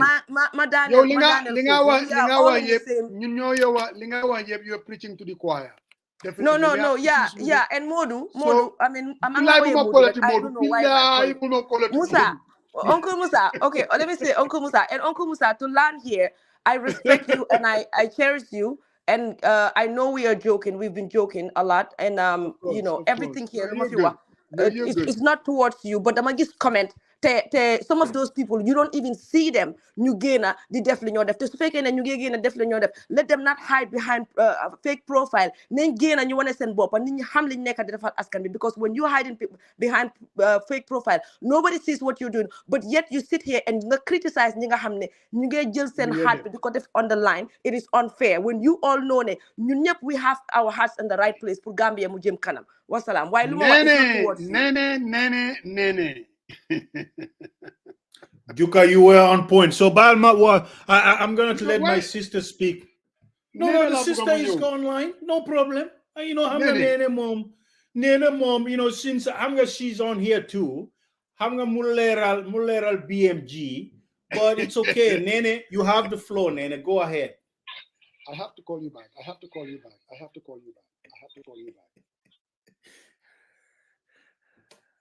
Sorry. Nene, I think you are on mute. Sorry. Oh, hi. Sorry. Thank you very much for giving me the opportunity to contribute. But let me first make a disclaimer. Musa has been my favorite since the inception of For the People, by the People. But for the until today, you have the right to switch your allegiance. Thank you. Sorry. Why don't you let the lady talk? On that favoritism, I have taken it, I have ripped it for now and given it to Sharia. After my submission, I will consider whether I'll put it back or not. For now, Musa, my favorite. But listen, honestly, I appreciate the criticism. I constructive, and I feel ñun ñëpp ñu ngi nekk on the same line li ñoo def. But first of all, let me acknowledge, prior to Jammeh, during Jammeh, a strategy was used to boot out Jammeh, right? The strategy is not bad, but we have to acknowledge that we have evolved with time. We cannot use the same strategy that we used with Jammeh to say that we're going to use that and be successful with Barrow. And that's why that buzzword that Juka was saying, new innovative ways. What we used during Jammeh time was innovative. Some technology and of course the old ways. And then it was successful. But remember, it took 22 years for us to be successful, for that to happen. And it only did talking, it took blood and sweat of individuals for that to come to reality. Do we want that again? Of course not. And that's why we are very, very trying to be innovative to make sure that change can happen without people's blood on other people's hand, or people dying, or people disappearing. We don't want that to happen again, definitely. But we believe the change can happen. I think a lot of people are with us that change is imminent right now. It's necessary. A lot of people are of the opinion, okay, 10 years for Barrow, it's okay, it's enough. And I want to say this. Anybody that had believed we needed a constitution and we needed a term limit in the constitution, we needed an absolute majority, it will be very dishonest of you to say the Barrow needs to continue for whatever reason. It will be very, very dishonest. Those individuals or that individual will be speaking from two sides of his or her mouth. It's dishonest, and it's lack of integrity, it's lack of principles. So if we say, yes, we believe in a term limit, we believe in the absolute majority, then we need to agree unanimously that 10 years for Barrow, it's okay, we need somebody new. We're not talking about the party. The party is a registered party, NPP, and they have a right to put up a candidate. They can bring whoever, but us as BMG, we are saying enough with Barrow, right? And now the Barrow must go. It's not a matter of we are going to go yank him and boost him out. No. And we don't believe that us alone, the 100 people, as Barrow was called us, we can do it by ourselves. We have seen the emergence of the Coalition for System Change and many other, pressure. And of course, the political parties who are in hibernation, most of them, for now, until maybe in the future, we'll see them all howling and bowling and jumping like frogs. but we're waiting on them. But it needs to start now. But for us, we believe that whatever we do is based on facts and is based on principles, is based on a process and a procedure. We have strategies. We meet, we strategize, we consult, and we look at what is happening, the way things are going on. And that's why we come. We believe that information is power. Now we go and get the fact-based information and come and do the sensitization to bring it to the table for the masses. The me and you who don't have uh, uh, um, uh, the time to be on social media or on for the people by the people to hear it, like Sharia is saying, and yourself to hear it and say, oh, this is what is going on. And trust me, boy, oh boy, what we are doing, it's information dissemination, fact-based information, and it is impactful because information is power. And the impact that we're doing is what is necessary right now for people to understand that there need to be a change and it has to be a sustainable change, not what happened. And that's what we're doing. It's not just a cabaret that we just meet and rant and things like that. Honestly, we're all people of impeccable character. We have our jobs, many jobs. We are people of integrity. We are people who love our country. The time that we spend doing what we do, a lot of people are not doing it. And I think it will be very, very dishonorable for the people, not you, Musa, not you, because I know you. The people that are discrediting the BMG is very, very dishonorable of them. And these are the people who are not doing anything. They're not seen anywhere. Tojuñ fen, xeexuñ dooruwuñ, saagewuñ fayewuñ. Ñu ngi ne tok tok, waaye ku jóg def ñu criticize la. So let them understand that this is for Gambia, this is for all of us. People don't have to believe in it, but at least for respect it. That's what we are saying. But then to say, I know, I like it when you say we are on steroid. Yes, when you're fighting, need some kind of energy and recognize that be on steroid to be able to. You know how No, I was gonna add this to your conversation. When we have 5 people, man tamit war na mëna wax de. No, but the man Why Musa? Why you gang Musa, yang ma dega. Yang ma dega Musa. Before Claude comes in. No, Musa, on a very, very serious note though, I watch them, I follow them very, very closely. And I think sometimes we take certain things for granted, things that we all miss in our daily interaction is not a big. I use my aunt's thing here, and I'm telling you, she forwarded their recording to me. And what I'm trying to say is, someone might not have access to internet in Gambia, but one thing I can tell you, they have access to smartphone and they have the megabytes to download the video on WhatsApp and they listen to it. And she asked me this, and there are certain things that, especially for the grants, here is what they did. They break it down. They said, this is the amount of money that was given to Gambia. And they compare it to our current status quo. Some of the main political parties don't even do that, Musa, right? So I think when Duka said, they have kind of shifted. And I think that's really real, because I watch them sometimes. Hadi, like one time, Hadi was so sleepy, you can see her on her face, and she said, I have an appointment, by my bilen. Mandama dem nelo, Alex Susubadama, I'm appointed. So these people are deep into it, and Tuklor C will take that stuff, analyze it in Mandinka, analyze it in Wolof, and she is just into it. And these are things that appeals to folks, because when you ask them, oh, this money, and I'm telling my aunt says, Mbakoko, yara nyuoka nani talata nyola nyina mansa na bandanta kufenso dola na rankeso. But how did he come to that conclusion? Because of the fact that Tuklor was able to break that down and make comparison of the status quo, right? So I think, on all honestly, they are doing things with that limited resources that when we fought the struggle, we're not able to elevate the conversation out there. And I think this is getting rural, urban Gambia, and people are really, really paying attention, because I watched them to when Ibrahim Diba was arrested. They went on, they even, first of all, the free speech part of it, they analyzed it and break it down and what the bad law is and all that. And they took that comparison between people who are serving in the current government who have said worse things about Barrow, and that was very, very effective, and says that he needs to leave. And they talk about the guy who used to help in the struggle. I forgot his name, the white guy. But Juka was saying, I even reach out to him and we need to build this and all that. So I need to talk to. So this is the way they take stuff. Every issue, every burning issue that happens, they took it to the next level and they use social media effectively. And Musa Faramos, yow tamit, the war nga nangu ne ñun all age lañ time buñ doon nekk si struggle time boobu noonu social media amatut wante léegi suma jarbaat yi ak suma sisters yi ñoom mun nañoo record on everything live and turn it into and send it to loolu mun nga nangu ñu yow maa gën nga problème. Let me say this.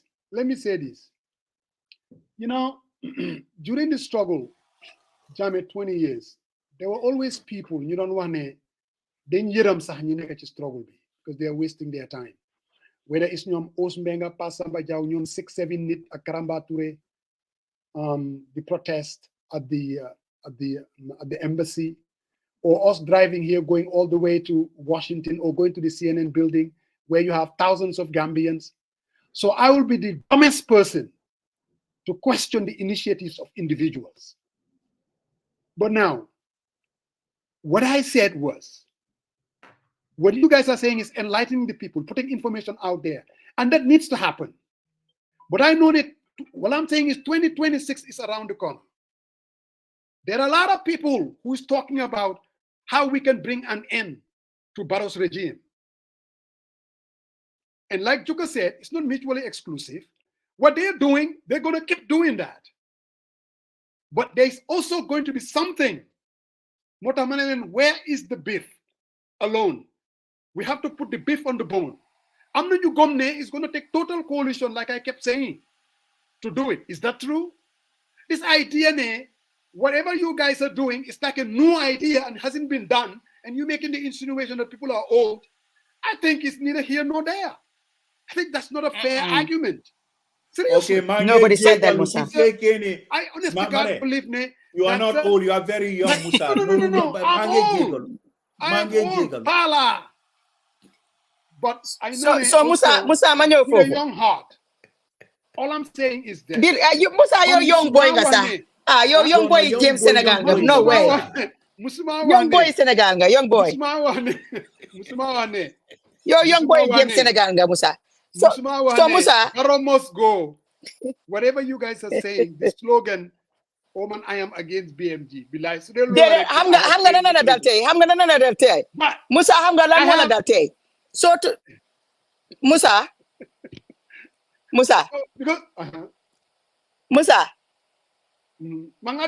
Musa, yes, I'm gonna yes. Tay coach pasa majaw mungi lifil mungi mbabas mungi fecha dimbabas lalawa because you know why? Because saying wahe rengana ko activist on steroid, tenak activist on steroid you attack la lolo la yereme. So limala tontu si affaire ne our messaging now that we have formed Barrow Moscow, we've given you the history, we've told you what we're doing.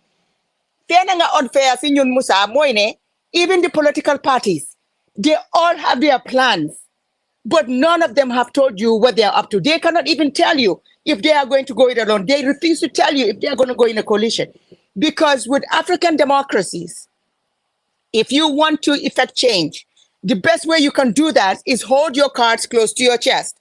So just like the political parties, BMG is also holding its cards close. Listen, we're holding our cards to our chest. We are holding our cards to our chest. The only thing Musa. Now you've lost me. Musa, degulomade. Yun fimne ni liñ la wax rek moy. Musa gis nga fim nekk ni sa yu ndeme life Mam Lisa, Juka Cissé, Nene Frida, Hadijatu, Tukulor, ñun ñep ñoy ñew ñu bombard la with our links. Su ñoo def Facebook live dañ la yónnee link bi. Su ñoo def TikTok dañ la yónnee link bi. Su ko defee dinañ la bombard at one point di nga dem nga seetaan benn gis nga vidéo bi série yang di wax ni dina la ko yónnee soo ko dégloo di nga ne te gis nga audio bi moo wax ni ne kan yu antem am na ko somebody recorded that audio from our Facebook Live. I don't listen to you guys. I do, but like I said, You don't. Oh God, no, you don't. No, you don't. No, you don't. I want you guys to No, you don't. beef on the bone. I want to see a path. That's strategic path. Go tell UDP. Tell UDP. Where's the beef? What is your intervention? How are we going to win 2026? How are we going to bring about change? But that's what I'm saying. I think the sloganeering alone. Man, I'm not problem. I'm just me. Yeah. Jelal Juka. So ko jëli té rek dinañ hack sa lifin bi dinañ hack sa show bi. Jël ko ñu hack sa show bi. So Musa. Oh, okay. Bari seriam bi Musa jente ñing kala ko tek ñing attaqué la ko tek. Why not? Am nga dañ ne pa ma moy activiste steroids. Before you can know, this show was supposed to be boring. We didn't even know what to talk about. That's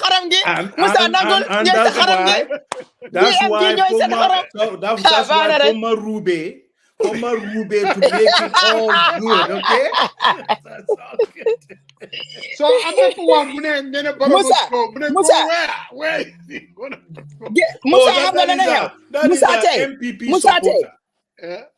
Mane Musa, yen sen show bi xam nga su doore man ngeen di ka gis tay nak ma ngi tok japp suma jambur duguma mané xara ma dem set fodi bi ma duga rek fekk suma partner in crime rek ma wayal xam nga man ku la juka su wayal rek ma dama ko take another notch way xam nga tok na tay duguma sax mané xara let me just take it easy today. Why am I dégg juka wait I'm going to dem juka tay. Where is the beef pedal? Ask UDP where's the beef? Ask NPP where's the beef. Ask Doi where's the beef. If they don't tell you where the beef is, we're not going to tell you where the Chebujen is. So leave us alone. We have a roadmap. We have a roadmap to how we're going to do this. And right now, there's no independent medium. There's no independent medium out there that exists on people. Ñun suñ medium bi ñun kenn nekku ci UDP kenn nekku ci NPP te kenn tagut candidate board te amna magaro wala tuuti amna medium soo xam ne ñoom ñu ngi wax ne dañ independent ñun ñëpp ñoo xam ne independent ñu ngi ñoom decide nañ kañ lañ bëgg ci seen coalition yi ñun nag ñun askan bi lañ gis just like when we fought during Yaya Jammeh time so léegi ñun suñ medium bi mbadu ñun rek déedéet yéen man dama leen dee lifin ne yéen 40 people rek ak BMG ñun ñooy the most credible mediums because to be honest with you jokes aside these are two mediums yoo xam ne askan bi lañ fa nekk nekkuñ fa pour suñ self interest of our parties or our friends that we want to see elected. So to be honest with you, on all seriousness, BMG Musa Jeng yow xam nga man maa jukka suñ liggéey léegi ñu indi nag suñ ñu lifin bi ñoom Hadijatu Kinte ak these people are like they took this to another level te the way we are unraveling things bés bu suñ loxo setee di nga toog nga ne dëgg suma jigéen ñi xam nga kii waxoon na leen ko te gis nga BMG jigéen ñee ko lii te xam nga Osmenga lu Musa waa Osmenga mu ne I was able to use the restroom. Osmenga mu ne juka mute Osmenga mu ne struggle bi bam neexee ba jigéen ñi ñëwee la struggle bi jeex te jigéen ñi ñoo jeexal struggle te Musa Jeng nañ waxante dëgg Musa juka can somebody please call Juka Hadi, can you call Juka? Okay. So,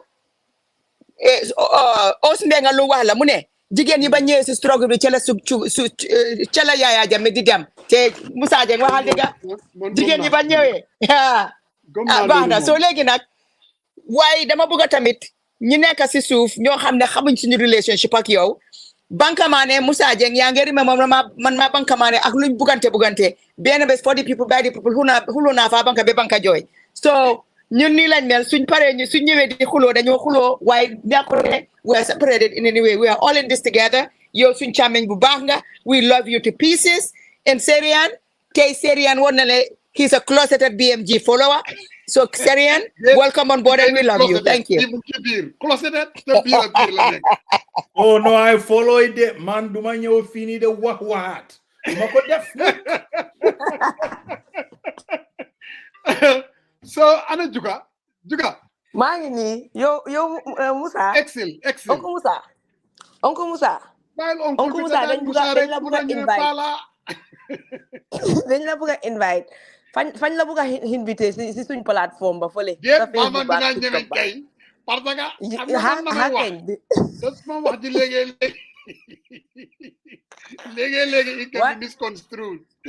waaye Uncle Musa yow beef bi léegi yow lan mooy sa suggestion because yaa ngi wax dañ amul beef am nga man wanaa la waaye xaaral ma laaj la question bi xaaral nga before nga lii léegi yow lan mooy sa suggestion pour ne ñun beef bi nga xam ne moom ngaa wax ban façon ngi beef la ak naka lañ koo defee because nañ waxtaan waxal ñu déglu la ñu seet xëy na am na loo xam ne ñun already we know saying that you putting out information which is important what the government is doing wrong absolutely important. I don't only want it for you two guys to settle for being like some kind of a propagandist tool. I think we need to go a lot more than that. This is where the strategy comes in. Man wax naa la what I think will help our democracy and bring about change. I said it here. I said the diaspora must vote. I want to see you guys coming up with a strategy that we can work towards having that. I also told Yune, in the absence of having a new constitution, where there's going to be a second round of voting, that will be good for our democracy, and that will give us a chance of bringing in this Barrow must go. Then we will not only be a slogan, but a reality. I also do believe that unless and until we have a new, I wouldn't even say new, but a change independent electoral commission, we're going to have supplementary registration. The elections are open and transparent. I think we don't have a chance in hell.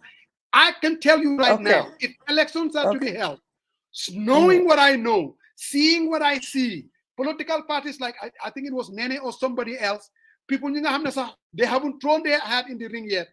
Come a year before the elections, everybody and their father will be running for the presidency. And you know what that means? Same old, same old. And we will be sitting here and say, Barrow must go. Léegi pour buñ lose the focus of your answer. Your focus of your answer. Exactly. I think it's important. What you said is important. Pour buñ lose the focus of your answer.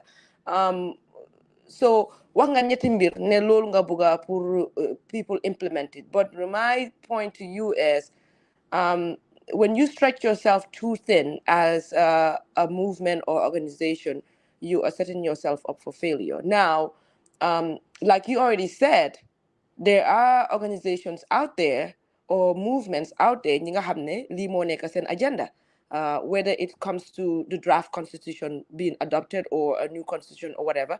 I'm not some guys, I forgot their names, but they reached out to us and they wanted to collaborate, or they talked about what their idea was. And luñ lañ wax was very simple. We kudos to them, and we are behind them because the nekk movement boo xam ne la ñun ñëpp xam nañ ko, ñun ñëpp duñ mun a def the same thing. There will be different people doing different groups doing different things. Waaye movements yi nga xam ne ñoom seen efforts yi mun nañ koo jël ñu add ko suñ bos mu complement lu ñoo def is bravo to us, including the opposition parties, whether opposition diaspora organization or whatever, whether they are successful to bring the opposition parties together, which if you ask me, the opposition parties, them coming together is something that has to be led by them. Because like you said, we have to look at what we have done in the past over the years, right? Jokes aside, we have to look at what we have done over the years. Li nga xam ne jël nañu decades waaye mënuñ say succeed. Okay, ñu jéem a génne yooyu si xeex bi, or ñu reform ko, or ñu find new innovative ways yi nga xamee ne moom la ñu approach those philosophies or those approaches, right? Then ñu indi loolu si table bi. Now we believe, BMG believes ne there has to be an opposition coalition.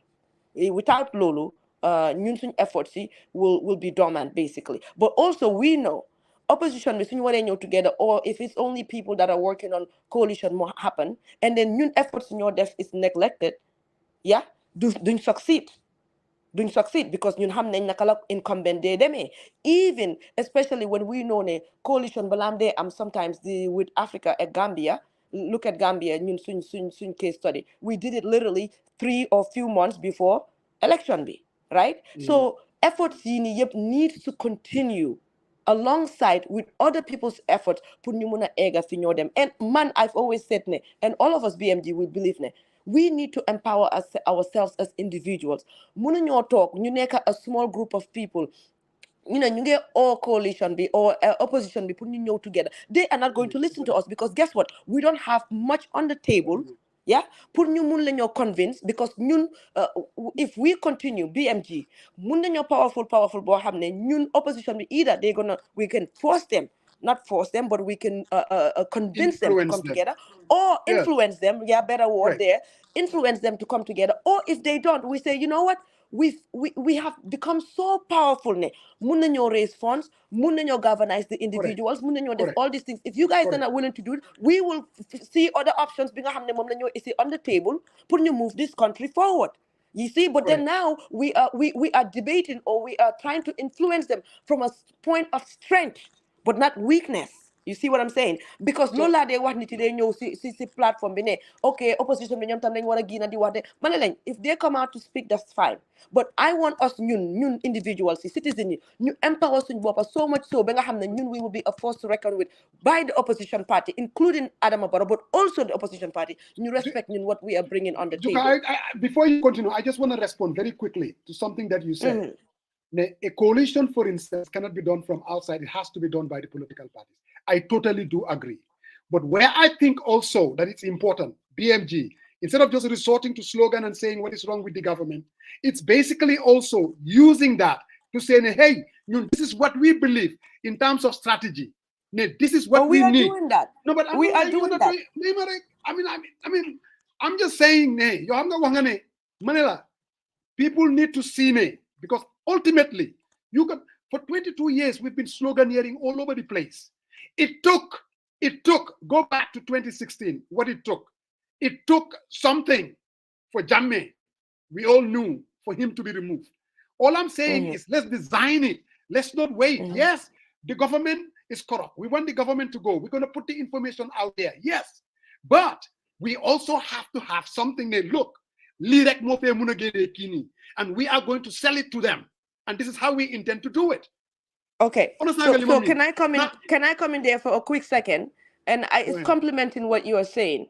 Xam nga yow yeen da ngeen ñu gis rek ñu ngi génn di wax Barrow must go. But then also, if you go beyond Barrow must go, we are sitting down, ñu ngi research, ñu ngi indi information yoo xam ne a lot of people are not privy to it, like suñ new member bi lu mu wax Uncle Serian ñu ngi jël message bi di ko ferej bi nga xam ne dina mun a egga even the person ki nga xam ne amul a formal education, even ki nga xam ne palewut government or bugut affaire politique that much su déggee message bi dina ne okay wait a second ñi li ñoo wax war naa see bàyyi xel. You see what I'm saying? To influence the people's mindset pour ñu understand lan mooy seen aha ak yelef, right?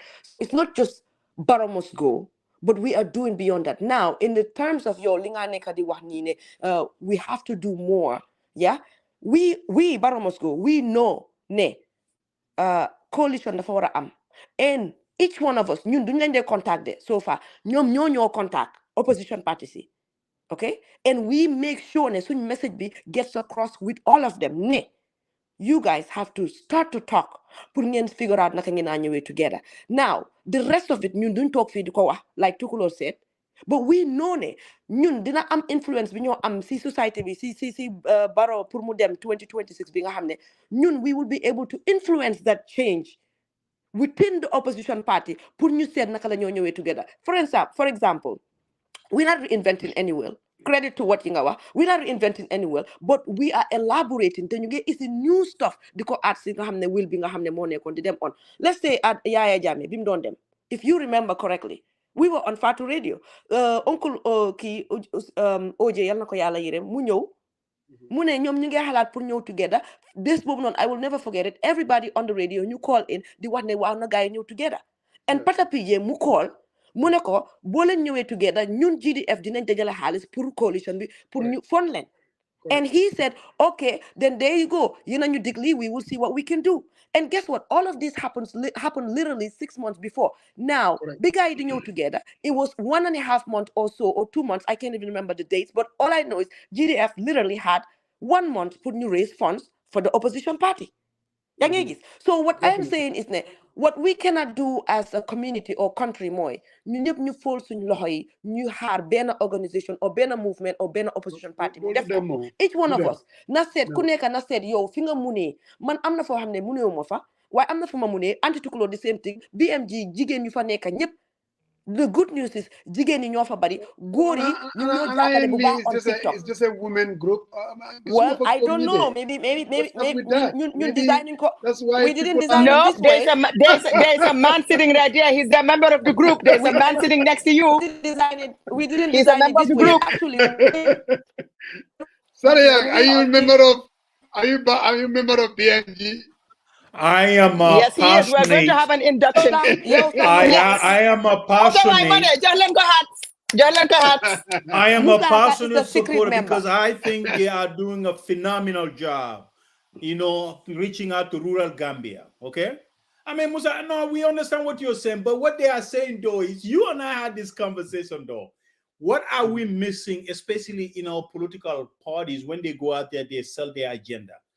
You know, they compare and contrast, telling people, hey, do you really know? Even the OIC, you should take time and watch their OIC, post OIC, the money that they got, and about these 100 SUVs. You'll be amazed how these ladies break everything down and compare it, how they could have shifted, you know, those funds to something else. I mean, I'm not going to compare anything, but like we had political leaders who came on here, they could not articulate a very good position. So, I mean, come on. So now, you know, let's Nene come in. She's been quiet. Nene. Musa, I think and when I believe what for the people by the people is doing is not very much different from what BMG is doing. The only difference is you guys are general and we are specific in our agenda. And the agenda is specifically in 2026, we need change. And we all know change cannot be based on convenience. We come and hit where it's hurting. We come and pull where people are not touching and we bring it. Warang neko fanganak benga jihad. That's what we do. And this is the thing. I mean, it's not a woman woman group thing or whatever. Yeah. Dapat nekane ñun dañoo am fit, am gom-gom, am taxawaay, am gannaaw, yaakaar suñ boppa, yaakaar suñ ay doole, baax suñ doole, naka lañ ko xatee jàmbaare suñ doole ba pare baax suñ mun-mun. Moo tax. Can I ask you guys a question? Ku nekk mun ngaa ñëw nga join. Dinañ doon foog ne maa si yow Musa di nga ñëw ne li ngeen di def seet naa ko seetaat naa ko gis naa ci suma boppa parce que seen jubluwaay bokk na ak suma jubluwaay ngeen bokk ci loolu noonu waaye déet defuloo ko lu may ñëw toog fi di ñu wax ne the beef on the bone the beef on the bone the beef on the bone Musa foog ñu ci time bu toog ni dinañ toog di wax ay beef si Tabaski lañ jógee nit ñi lekk beef te xool yow nga toog fi di ñu wax ay beef Musa I'm not gonna waste the beef. I'm not gonna waste the beef. Musa beef bi mu ko de yaa ko bañ a gis rek. Musa, let me ask you this: the sisters, xam nga luy chess, Musa, luy chess. Chess, yeah. Huh? You mean the game chess, right? Man, xam nga luy chess. Meaning you mean the game chess? How about No, Uncle Musa, brain and belong to his upside down thing. No, the sisters have chess, so you gotta let them do their thing, man. I'm telling you, they are on track. Yep. Take some time. No, take some time. Take some time and watch them, and I think you will have a different perspective. I am with them. I do support what they are doing. Now, there's nothing wrong with. Let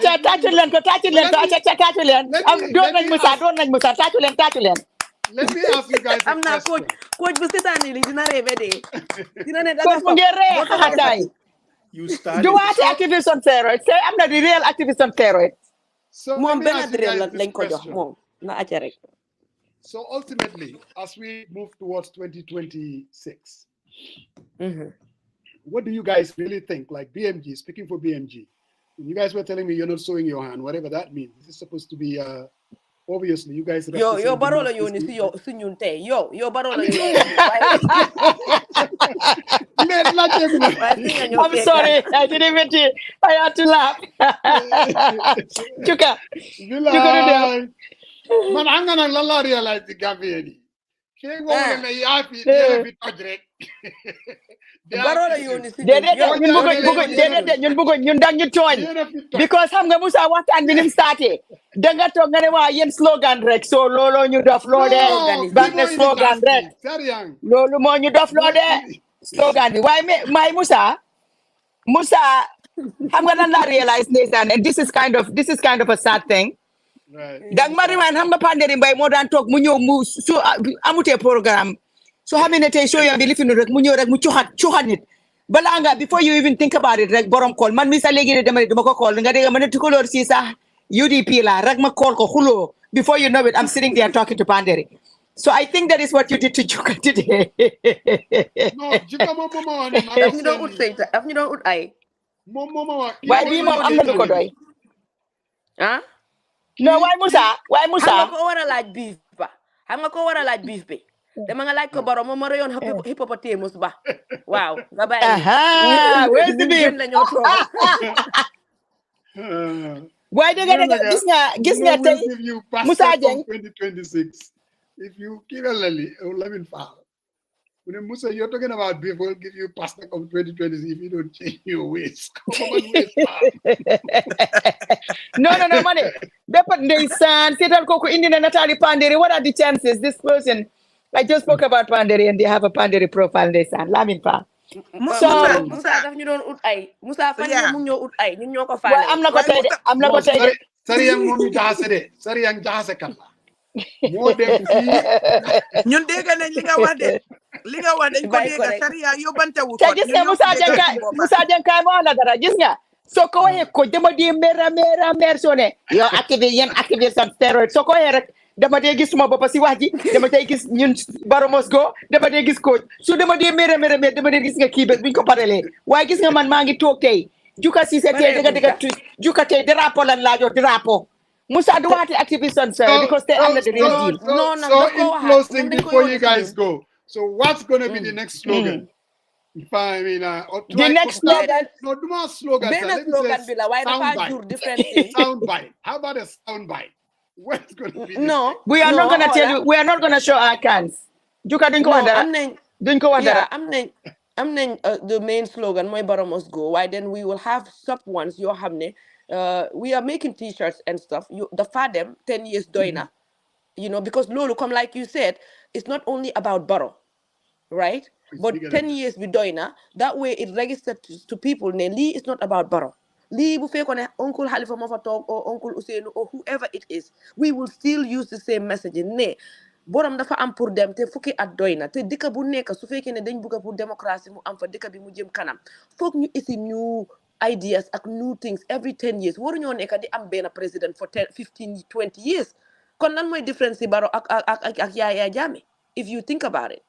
You see what I'm saying? So we will use it 10 years doy na 10 years kañante la 10 years yoni gars yi dinañ ko def ci t-shirt dinañ am wristbands yoo xam ne dinañ ko distribuer man li maa ñaan Barrow man laa ne fii mooy Barrow bul allow ñooñu ñu jël la ñu use la nga continuer nekk foofu sa right la even soo buggee isi keneen sa NPP am na try pour mu continuer mu nekk fa loolu ñun kenn amul doole pour wax la du am but da nga war a doylu ne fukki at doy na nga dem yow ak say jabar ak say ñoñ ngeen dem ñu isi keneen mu ñëw toog that way yow di nga mun a xeej si dëkk bi because defaguloo fa dara loo xam ne yow da nga war a am pour exile waaye liñ laa bañal mooy soo fa toogee fii benn next 10 years or another 5 years exile dina si fekka parce que àdduna seytaan dafa bari doole ba pare itam corruption bi dem nii kenn bu ma misquote ne duñ ko yóbbu duñ ko hold accountable for corruption ak alal bi nga xam ne mu ngi dugal si biir dëkk bi yëpp waaye li ma wax mooy reegut fi nit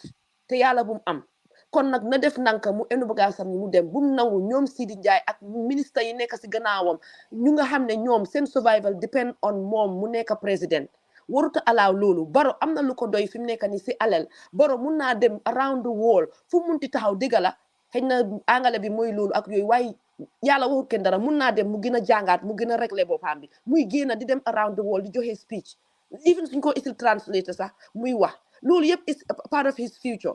Barrow moom nekk na nit koo xam ne niru na ma koo xam ne bugut coono Barrow bugut a exile Barrow bugut a dem di sori ataaye yeeg warga sukur yeeg benn ci yeeg yooyu noonu di dem ay ñoomin Morocco ak yooyu noonu bugut a def loolu. So li ma koo ñaan rek mooy na emal fii fukki at bi mu doy man wasalaamu xayra dinañ fi ñëwaat nag Moussa Jang boo ñu waxatee stéroïde rek ñu ngi ñëw. Congratulations. So Moussa man si soose BMG nga ne naga. So Moussa man si soose laa bëgg a tëjee. Si soose laa bëgg a tëjee ma wax ak suma mbokki soose yi.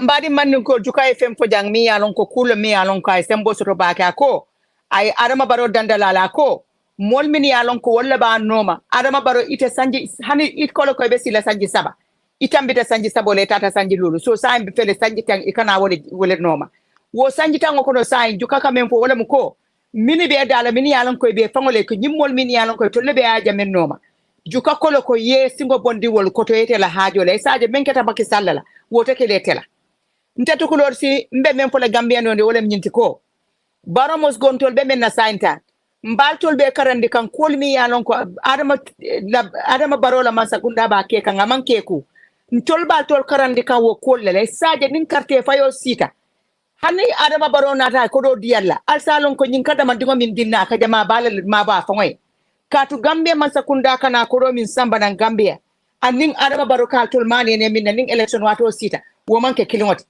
altol Gambianol bi niajen tol bebi jang tol fulandole bi ka fay Hadijatu Kinte anin ne Frida Gomez wol bedu lal minto I jampatele ka tarasiri na fusuta ba ntol nul tol bebe kacala mbe diamu kan pour altol min ya lonko albe Gambia nsal karandino Adama Barrow la mansa kundabe sunyaro ni kuriya menna so sa tolu nin nata ngo fal telie woto sa laftale nin carte fayo sita nin Adama sita hani NPP fango katu nin NPP sita bi ibe Adama Barrow la do ko le continue la ntol lafta men na wolam ko Adama Barrow na la NPP yeta mansa kunda do esi andun tol Barrow must go ntol mantara laton tol mantara party support ka nga Gambia leje hani party kuto nata wol sita ima keku nga menke Adama Barrow la katun tol be Adama Barrow sindon tol be la dabi jenu bar ne ajan tol sitan ko Adama Barrow eta bi Adama Barrow kuru ya minke Adama Barrow fan ya min fo mole wala nan tel be sita ko fayta nindo nata ma keku mfan be wole kala le saje na meta mingo min sita ba folo ko nyama tol min be diaspora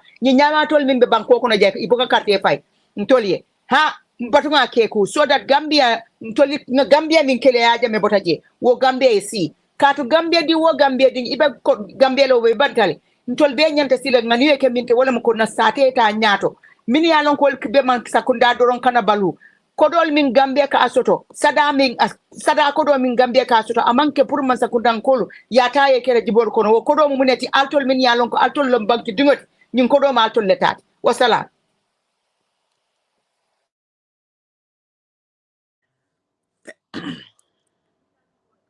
Musa, you're muted. We can't hear you. I know. You said something, Tukulor. Not only Barrow must go, but NPP must go, right? So the slogan is not only Barrow must go, but the party also should go, right? Oh, no, absolutely not. Absolutely not.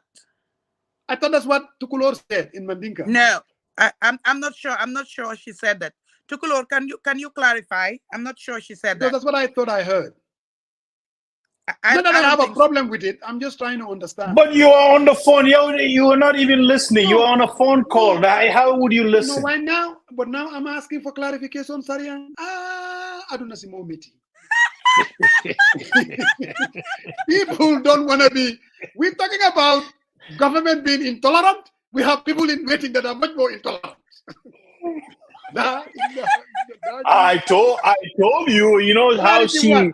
Well, but you gotta listen to her. She broke this down into pieces. No, hold on.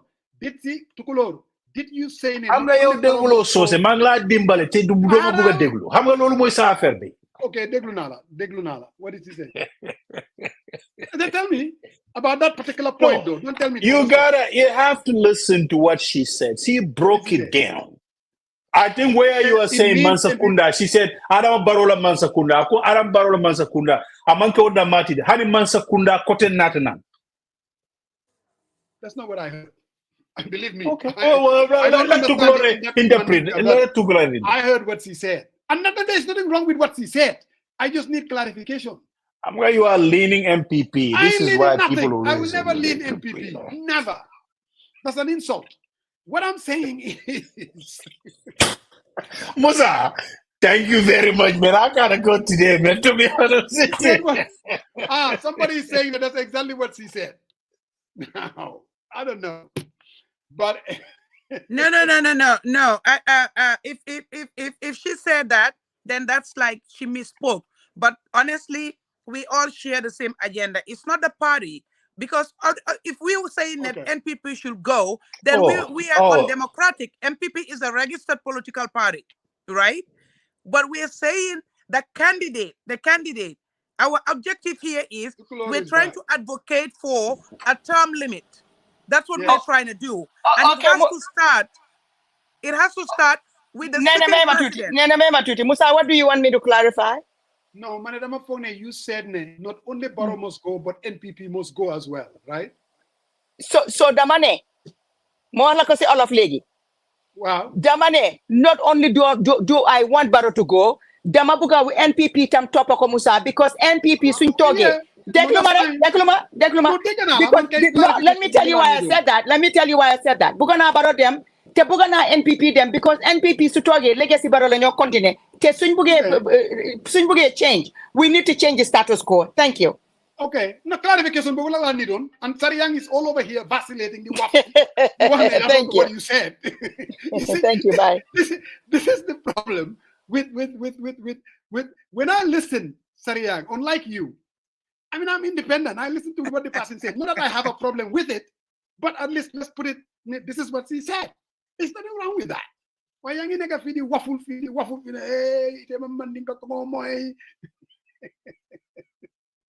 but guys, Nene Frida, Tukulor, Dukasise, you guys made this and made it a hell of a program. Can I just say a few things and then can I just say a few things so that I can leave you guys to wrap up your show? Honestly, for us at BMG, we recognize that there is a lot of gap, right? And then we are here like a pressure group, an advocacy group to advocate and bring a lot of understanding to the people. We're not a political party. And I'm not sure any one of us affiliates or is a member of any registered political party. I don't think so. You understand? Unless it's somebody new or whatever. You don't think so or you know so? I know so. I'm not sure of anybody else, but the ones that the core team. Don't even for the people by the people. So I'm not your leading. The core team, we are all non-partisan. We are all non-partisan. We all not a member of any political party. So it's typical independent minds that have come together to spearhead this. We know that we cannot do it alone, but somebody has to. See, what is left in the hands of everybody never gets done. So it has to take a formidable force. People ñoo xam ne doylu nañ, gom nañ seen boppa. I mean, am nañ fit bi, am nañ gom bi, ba pare am nañ chauffeur pour askan bi ak dëkk bi ñoo mëna spearhead lii. And that's why we come together to spearhead this force so that people can come on board. We advocacy group. We are not a political party, and we are not even thinking about forming a political party. That's not our time, Bobu Nono. But then there has to be same things being done everywhere. But also, every time we come on board, we are speaking directly to the political parties, and we're telling them, put your house in order. Yen political parties. Yen put up candidates. You cannot sit there, fold your hands, and watch us like a photo album. And then few months close to election, you come shouting and howling and expect us to put our heart and resources, efforts to push you for you guys to win. It has to start now. We need to see you guys doing what it takes for you guys to be there. Then when you seek, we know that you are serious. So this is the thing, and it need not to be construed. It's not personal. It's not witch hunting. Like Juka said, so Nekon Usain Nekon, the sitting president right now, after 10 years, we will be telling Usain must go. It will not be Barrow must go. If it's Syria, after 10 years, we will be saying Uncle Syria must go. Likewise, anybody else, Musa must go, Sariang must go. If you guys put yourself up for candidacy or you become the president. So when you guys said Barrow must go, you guys don't want to get involved into replace with what? Is that correct? No, when we get there, of course we will. But that perception, I think, is sometimes huge in politics. Yes, you know. Yes. So what I'm saying is perception is definitely huge. So people are good, fairly or unfairly. People will have their own judgment. So what I'm saying is, when you put out a slogan, an advocacy group saying Barrow must go, and then people would like to fill in the gaps and say, okay, replace with what? Does the organization at this juncture saying that Barrow must go and needs to be replaced with this? No, we're not there yet. And that's where the political parties and independent candidate needs to put their house in order. And I think that is close to when we're talking about the coalition for system change. Because they are directly in consultation with these political parties to try to bring them together. Because one thing has been acknowledged and I think accepted, Moine, there is no one party right now as we speak who can take up the NPP or the NPP candidate who is Barrow and then put him out. So with that acknowledgement, that's why the efforts are being done. You're making news now today. You're saying that there's no single political party from Nene Frida Gomez that if elections were to be held today can defeat President Barrow, right? Oh, no. That's the honest truth. That's what I believe in. Outright, no, it can. There has to be a concerted effort. People, parties and groups need to come together to make that happen. And that's why that needs to start right now, so that all the nitty-gritties, the buts, the ifs, that, cross the T's, dot the I's can be done now. So by the time we get close, everybody, the people can be presented with a candidate that people can buy and know, you know what, everything else we're saying the Barrow is doing wrong. We believe, not now we guarantee, no, we believe that this particular candidate that the coalition has put up will do different. It has to come early. We cannot wait like 2021, by extension, 2016. Nene, what time you get jublu safuma like? Now I think you're putting beef on the bone. So you saying no, seriously, you saying you guys can go on slogan all you want, which is very important to tell the Gambian people what is wrong with what this government is doing. But that alone, you're saying if we do not have something strategic, still, or any political party thinking Barrow can be defeated, we will still end up losing. Correct? I believe that. I mean, honestly, in as much as, you see, for me, I always say the advocacy has to be based on truth and honesty. We have to also base it on what the current realities is. We may have our wants, our needs, our wishes, but the realities on the ground also is what it is. And we need to acknowledge it to be able to make the change that we desire for. Right now, that's why all these things are happening. We do the advocacy. That's what we are doing. We are just vocalizing, you understand, the plight of the people. I think that's what we're doing, vocalizing the plight of the people, doing this education, the sensitization, bring the facts that are hidden that the people don't know, that will help them make informed decision to decide and say, oh, you know what, I think Barrow is better for me. Oh, no. With everything that I see and I've lived, my conditions, you know what, I think we need something else than Barrow. But what is that something else? Who is that something else? That also is another project which I see that is coming up that will bring about that. So it's not only a Barrow must go, and people should not misconstrue things. And of course, we all can be a part of that as well, because we are an integral part of whatever would happen to bring about that change. It's a process. And that's why Tukulo kept on saying, oh, you know what, we're not going to put everything out there. It's a process.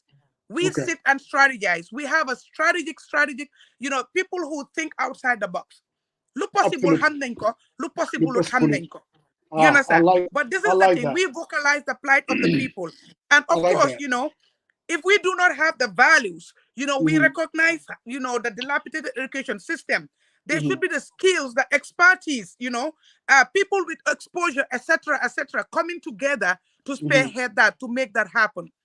But we are not here just throwing a slogan. It has to start somewhere. We open up people's mind.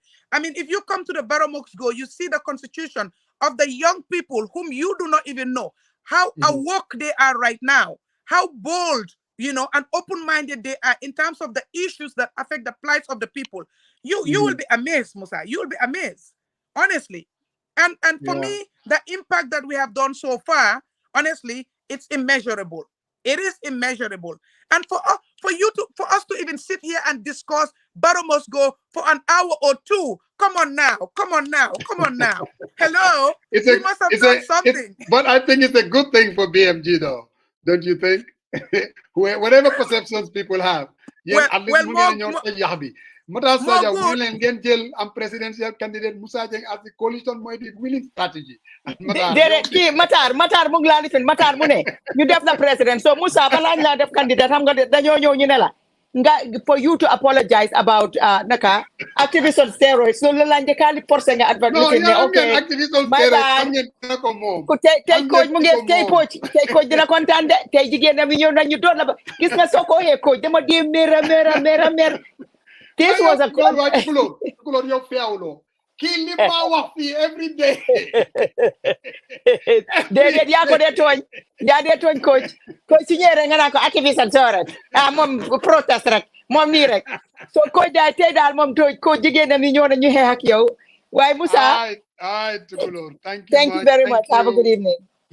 Thank you, Musa. Thank you. We appreciate it. Brother Sariang, where you at? I was the only one here. But again, guys, thank you very much. I think we made a program out of it. It was important, you know. And congratulations, BMG. And by basically saying, where is the beef? I don't mean anything out of that. But next Sunday, we will be back. And don't forget, guys, let me play this here before I actually leave because it's important. Somebody is coming to town. Nila kanotem casino no. Yeah. Nila kanotem temukallano. Yeah. Nila kanotem kaptenke no. Emusolu pa engambarin koele no.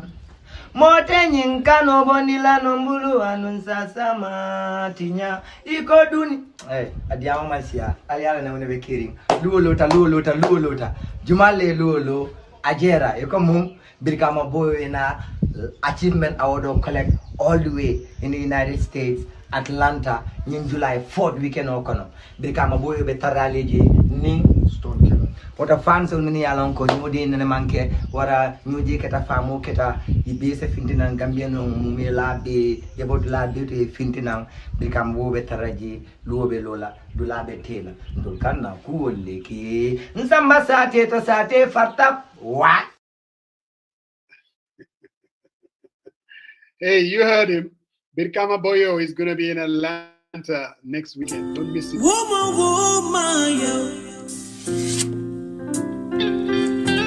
Mani mbëggeel dafa neex yow soo aimé ki la aimé dang koy xool muy ree ngay kontaan.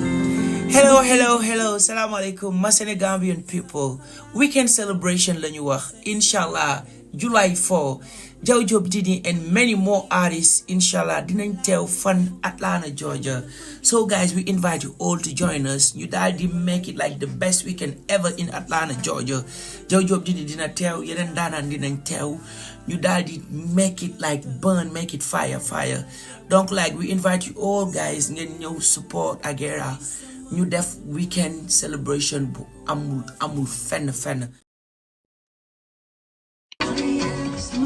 waa mais Atlanta Jojo mbaa yëg ngeen ne pare na July 4 bi du yomb inshallah rabbi maa ngi ñëw man géwal ànd ak sama gaay waa Ajara nag ñoo woote te yàgg na ñoo woote waaye woote bii dina wuuteeg woote yi lool ndax bii géwal mbaa ngi ci biir damay ñëw ak orchestre bi sabari tama yi guitare yi bongo yi jeudi nañ koy tàmbali ba dimanche bu ko kenn rate ndaanaan yu mag yaa ngi ci biir gis naa affiche bi maa nga ca biir Jaw sama frère Diop mu nga ca biir Fatar Kalla macha allah ak yeneen ni surprise ne surtout rate pas teel leen a préparé bis bi ñu ñëw rukk Atlanta ba mu nooy népp orchestre la indi ànd ak samay frère Mairie Ndiaye nga ca biir ak ñeneen ak So I was like,